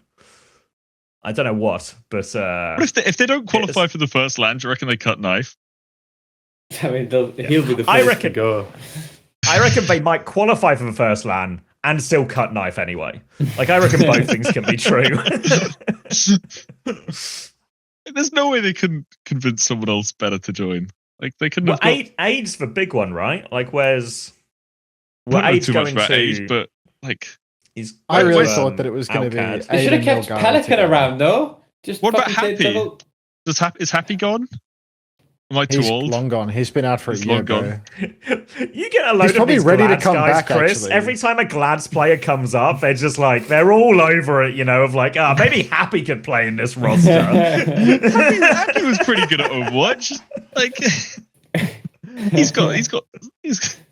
he knows They them. forgot these mates. superstar players finished them to like 10th out of 13th in the North American region, and they're all the fucking kings of the world. Fucking gladiators. Didn't Happy join Houston and do well? Am I crazy? He was on basically that shoe. He was right. He was with Bernard shoe. Exactly. Pilot. He's with That's the what I'm gang. saying. That roster came like second in Overwatch League or something. Just bring it back. And call it Zeta. I mean, that roster's good. If they brought Happy, that roster would just be too old. Like, there'd be so little passion left in that roster. Happy's like 28, bro. Like, it's he's actually too old. Just get Pine back. No such thing as too old, okay? Big There's boss. no such like, thing. Happy's only 26. Boss is back. Only 26 years young. He probably hasn't launched the game once since Freya. Like, I'm sure he'd be good for it. he could You know, Kilo's only 22. Could bring him back. Guy's dumb as rocks. He doesn't need to be brought back. He's still playing. He's on Onside Gaming with Kellen and Attack. Like, oh, I'm learning so many things about Korea today. I just don't watch this region. It's just nothing to learn it had anymore, to be mate. Aid, but instead it's Knife. I really people thought so high that if on they Aid. had, What did he do? he was good was on in the that- first 2 weeks of Freya release. He was on that way team, you know, qualified for international was events. Did all right. He was like domestically. Korean Chronic, you know, like he had an absolute banger of a breakout when Freya came out. Yeah, and then a little bit quiet since. Got quieter, got quieter and Well, quieter. he since, but keeps let's not talk swapping about that. Sombra as well, and it's. Oh, I hate it when Yeah, people do that. Lick did it's that in the So tournament, awesome, no? Sombra. At Everyone least has Lip's to- got some legacy behind his Sombra, you know? Like, at least he's got a it's leg just to like stand old on. man hasn't seen the patch notes and doesn't know that she's useless. He's back for Sombra and he just comes back one life. He gets an EMP, does nothing with it, and swaps back to hit scan. He's like, One "Oh, more one EMP day." for the road, boys. Yeah, I can still do it, guys. Remember when I did this? I reckon they're going to bring back the Sombra Tracer dive. Getting Lip and Stalker back together, that's going to be fucking deadly on Crazy Raccoon. They're going to bring back Sombra Tracer. Maybe No VP more would have a Heesang. chance then as well. How's that? Kev's got mean Psycho? Sombra now. Kept on right, can't be. Why do you have no faith? You think Kev's going to be equal hit scan level to Quartz apparently, and you. But he think can't he go to doesn't Lip have on a Sombra Sombra. Nah. Wait, I never said that. But I said he's going to be good and he's going to be close. But no way I said that he's going to be the same level as Quartz. I saw him bottom out versus fucking Tree for a match, and it's we're done. We're done with Kev Sombra. I swear I saw It's something Psycho on hit Reddit. scan now. I swear I saw something on Reddit about you gassing him up to the same level of Quartz. No, It was I think because like on the last podcast, something was said about it, right? It was No, it was on my stream. It was a stream clip. I said that anyone who thinks that Kev Hitscan isn't going to be good is going to be is brain dead, which I still think is true. Because during the match, maybe not quite quartz. I'm sure that was the exact quote I said in the clip. During the match, someone kept giving me money to rub in the fact that Kev wasn't good enough on Hitscan to beat Team Liquid. And I was like 35 hours into the session, just seeing the $1 donations pop up again and again to like laugh at my Overwatch opinion, like I give a fuck at this point. And it's like, yeah, cheers for the dollar, cheers for the dollar, cheers for the dollar. Just a wind-up toy at this point. Just save a line. Yeah, I've watched it back. The wording was almost band for band with Quartz. Almost is what you said. Word, almost. Yeah. After watching Bootcamp, would you stand by your opinion? After watching scrims, maybe. Scrims, yeah. Yeah. Match day. There's no way it's going to be bad unless the brainworm eats him alive in the off season. You know, like we're making the brainworm worse. You know, with every discussion of this, we are genuinely killing Taz. I'm going to pen with so much. Since he's gone Hitscan, every episode we've had a section where we talk about Kev Hitscan. Yeah, that's it. So that's probably it's going to keep. I mean, that's what the people want. Yeah, all the Reddit posts are about that's why there's a Reddit thread. So we need to talk every time he plays Hitscan, there's a Reddit thread. You know, so yeah, this is just how brainworms form. I thought you got brainworms by eating bushmeat. Maybe he did. I doubt Kev was eating bushmeat, to be honest. Ate bushmeat, and that's why he's struggled on Hitscan. It all adds up. It all adds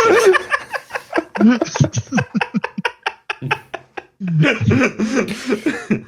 Stay away from that bushmeat, Kev. Oh.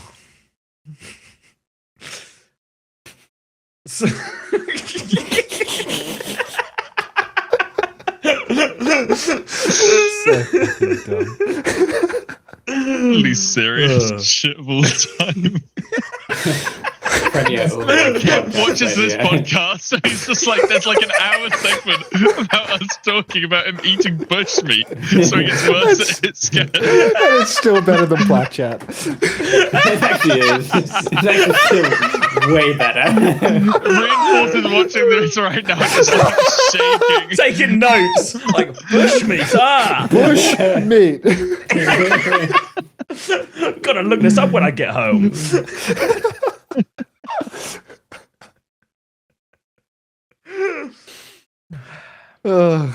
Client of the week.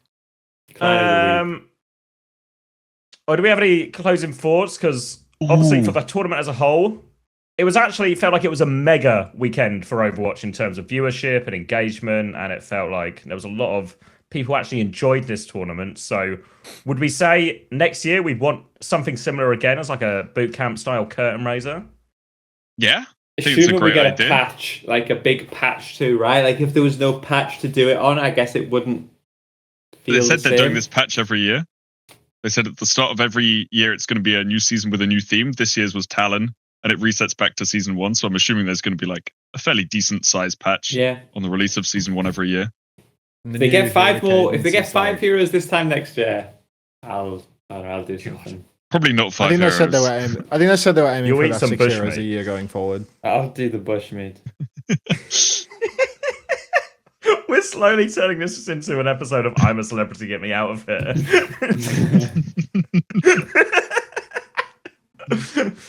But yeah, I think, positive all round. I think very good curtain raiser. I think half the It has teams, been raised. if they knew what this tournament was, wouldn't have gone though. It might be hard to convince people to do it again. Yeah. Can only bait us once.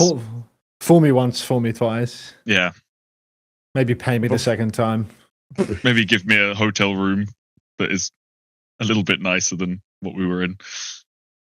Korean Maybe a hotels is flight really small, mate. and an Uber. It's always next year. It's always next year. I'll see you in MENA. See you in Valhalla. I'm God, not interested in Valhalla. I'm not Nordic. Valhalla's got so much legs. I see it everywhere now. It's another. Unfortunately, just another case of Chris just being right about stuff. You know, he just gets it. What can I say? Always gets the latest content. Always I do. I'm down actually with the so up memes. to date, you know, with social media and the kids and stuff. All right, let's do a fucking Client of the week. before it just really derails this. That's what we don't want to do, derail this podcast. Like, that's super important that we keep this on the rails. But people love how on track we keep. That's what people are here for, a tight, efficient product. Let me jump in with an early nomination here. The bushmeat that Kevster ate before he played the match versus Team Liquid. Should it not just be on the T1 chef for serving bushmeat when he knows Kevster's making his debut on HitScan? I think the issue with bushmeat is that you don't cook it, so then the worms don't die. So, or maybe, I guess it could be a raw chef situation, like a sashimi type. Yeah. They sneak something in. Any other nominations? A strong opener. I want to go with Rush and Dongsu and Damon, a triple header. So when we were doing all the stream, you're not going to throw me into the staff of T1, or? I didn't realize you got a vote on this decision. Sorry, yeah. I mean, we make decisions together. Also right? put Fletcher and Unter into this vote, as I'm sure all the coaches and staff got an equal vote on this decision. But when all the mandated stream scrims were happening, I was like, we should get replays. I think it might have even been your idea, Max. Shame you were outvoted. But let's get all the replay codes for these, because they're public anyway, and there's VODs available. People have seen them, so who cares, right? It's only a bootcamp tournament. So all of the teams said yes. Immediately, you can tell the teams that have aura, basically, and have no fear. Message UB, immediate yes. Message Falcons, immediate yes. Crazy Raccoon, immediate yes. Weibo, if everyone else is going to do it, we'll do it. All right, we'll take it. Team Liquid, was everyone else doing it? Crazy Raccoon and Falcons are doing it. Oh, yeah, they're doing it. We'll do it. Okay. Fucking T1. And even maybe more bizarrely, AGG. This guy. They refused. They said no scrim codes. Fletter is streaming the T1 scrims on his YouTube channel to everyone. There's a YouTube VOD for everyone to watch. Replay codes. This is too far. So I was filled with deep satisfaction when AG got absolutely blasted out of a tournament in 12th place. Why AGG thought we better keep our secrets from everybody else, or we'll have no chance when it comes to the matches. Idiots, you stood no chance anyway, and now you've lost your two best Korean players to some random open qualifier team. Well played. And T1... just fucking 3-0'd by Twisted Minds. Thank God you kept everything to yourself. Good secrets, guys. That really paid off, and you surely got a competitive edge in this $15,000 bootcamp show match curtain raiser. Rant over. Yeah. Sorry, Matt. Sorry to throw you under the bus on that one, Max. Go on, Astro. Nomination for Blizzard for allowing us to pause the game for a very, very long amount of time, multiple times in the tournament. Not just us, by the way. Other situations as well that could have been resolved way faster than they were. I don't second any criticism of Blizzard, for the record. I also don't second it. This is not more of a WDG problem. Yeah, WDG, blame them. Can we re-record that section but say WDG? Do you want a second take? Yeah, can we do a second take? Astro, from the top. From the top. I would like to nominate WDG. Yeah, fuck them. Hey, those guys. Fuck them. Craig who? Because those pauses were so long, and they were so solvable. And especially the sim bug one, that had been in the game on the client that we were playing on for a full week. And then it got to match day and they were like, why is the sim wall bugging out the server? What do we do about this? And then just said that they were going to disable sim for the whole tournament. Yeah, that one was a little rough. It took them a while to get onto the live server as well. I mean, the timing was so unlucky for the tournament. It is. Yeah. That one was more unlucky. The one in our match was slightly less unlucky. More of a skill issue, I think. Yeah, because I feel like they had to push that patch to live and do that maintenance because the servers were really dodgy at the time. So they had to do that to actually make the live game all right. And there's just... That one was slightly more unlucky. But the long pause in our game was just a crazy big misunderstanding that shouldn't have happened. It should have been resolved faster. As always, next time. I got one too. I think. Go on. You click on this tweet. I put it in the Discord. I swear. Can we just stop doing social media when no one gives a single fuck about their job? Like the players don't give a fuck about answering it. No one even translates it properly. And can we look at Aid's answer? What is your nerdiest interest? Variety of common sense. Like, what the fuck are we doing? Are we getting to know Aid in this situation? Is this common sense so nerdy? Like, I think we're just 0 for 2 on like people that speak the English language involved in the creation of this graphic. You know, like the person making the graphic is Saudi and is second language, and Aid is Korean and English second language. So between two different translators here, we've wound up with an answer that doesn't answer the question. I'm pretty sure they're English. I'm pretty sure I know who it is. Yeah, I'm getting a message after this. I'm getting a message after tweet. I'm getting a message after this episode. Yeah. I feel like the person who made it is very English. Wow. Bridges were meant to be bait in this section anyway. It is what it is. A variety of common sense. Every bridge was built to be burnt down. That's why people build bridges. This just reminds me of where champions rise as champions. It does. It actually has the same aura. Entirely possible that it was pushed out this way to be thematically appropriate with the They're fitting it into the Overwatch ecosystem right now.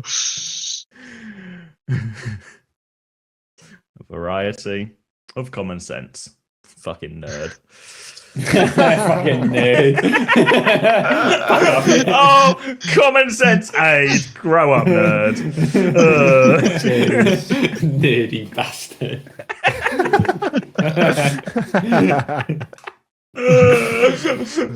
Start doing that when you play GK in scrims. Just start calling Aid a nerd in the match chat and see if he understands what's going on.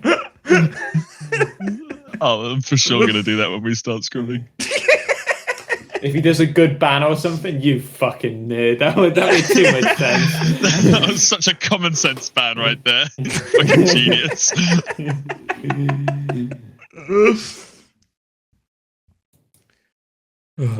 Any more for any more?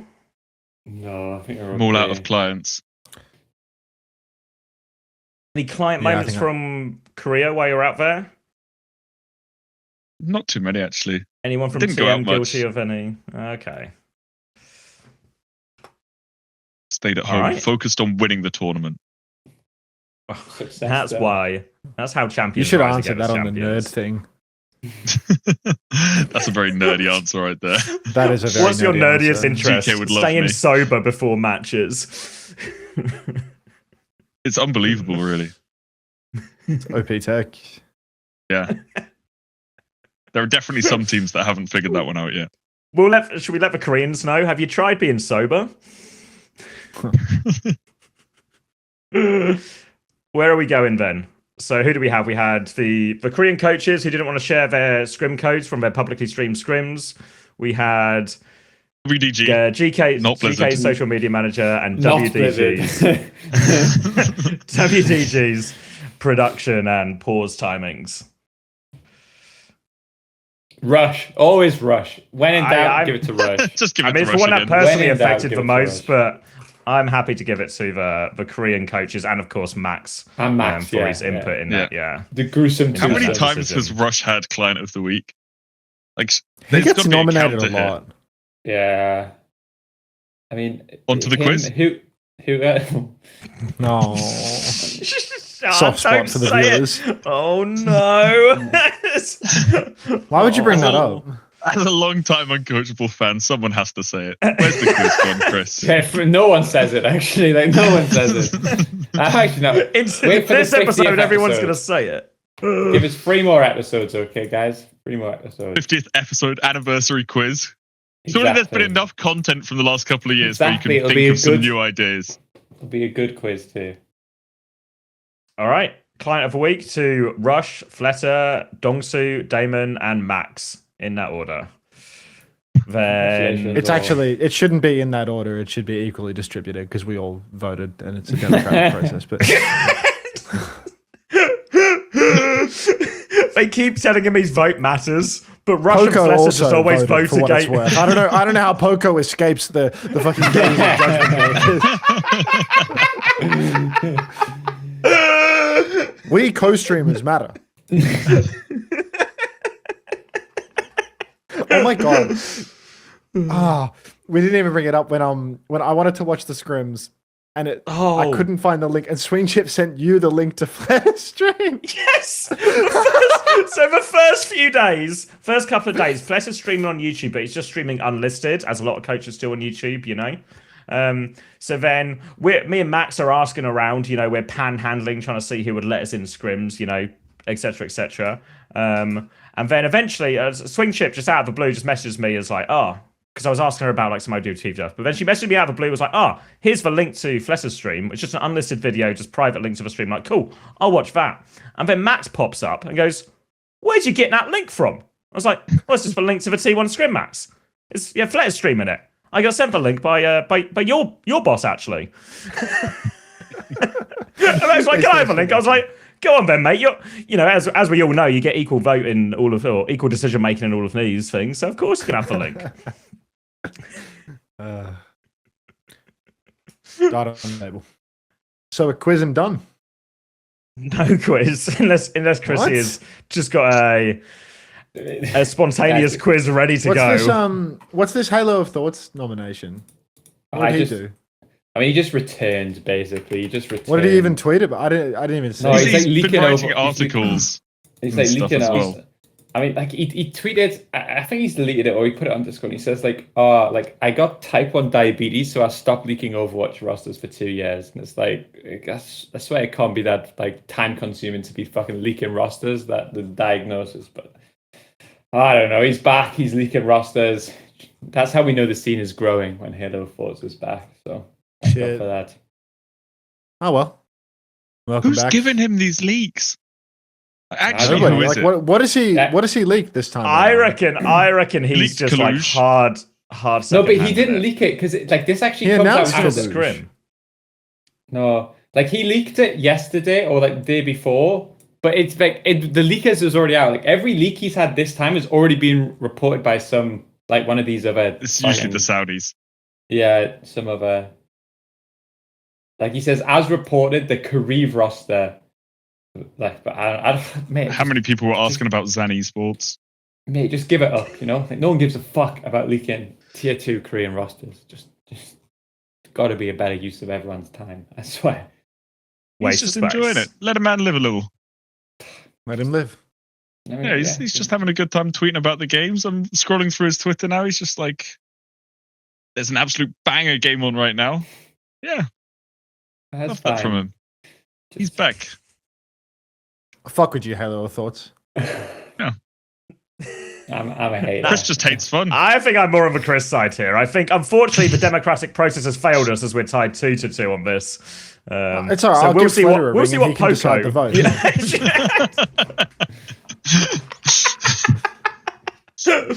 Problem is, if I bring Fletter, then he's going to want to bring Rush, and then we might be tied 3-3. We might again, have to. What if?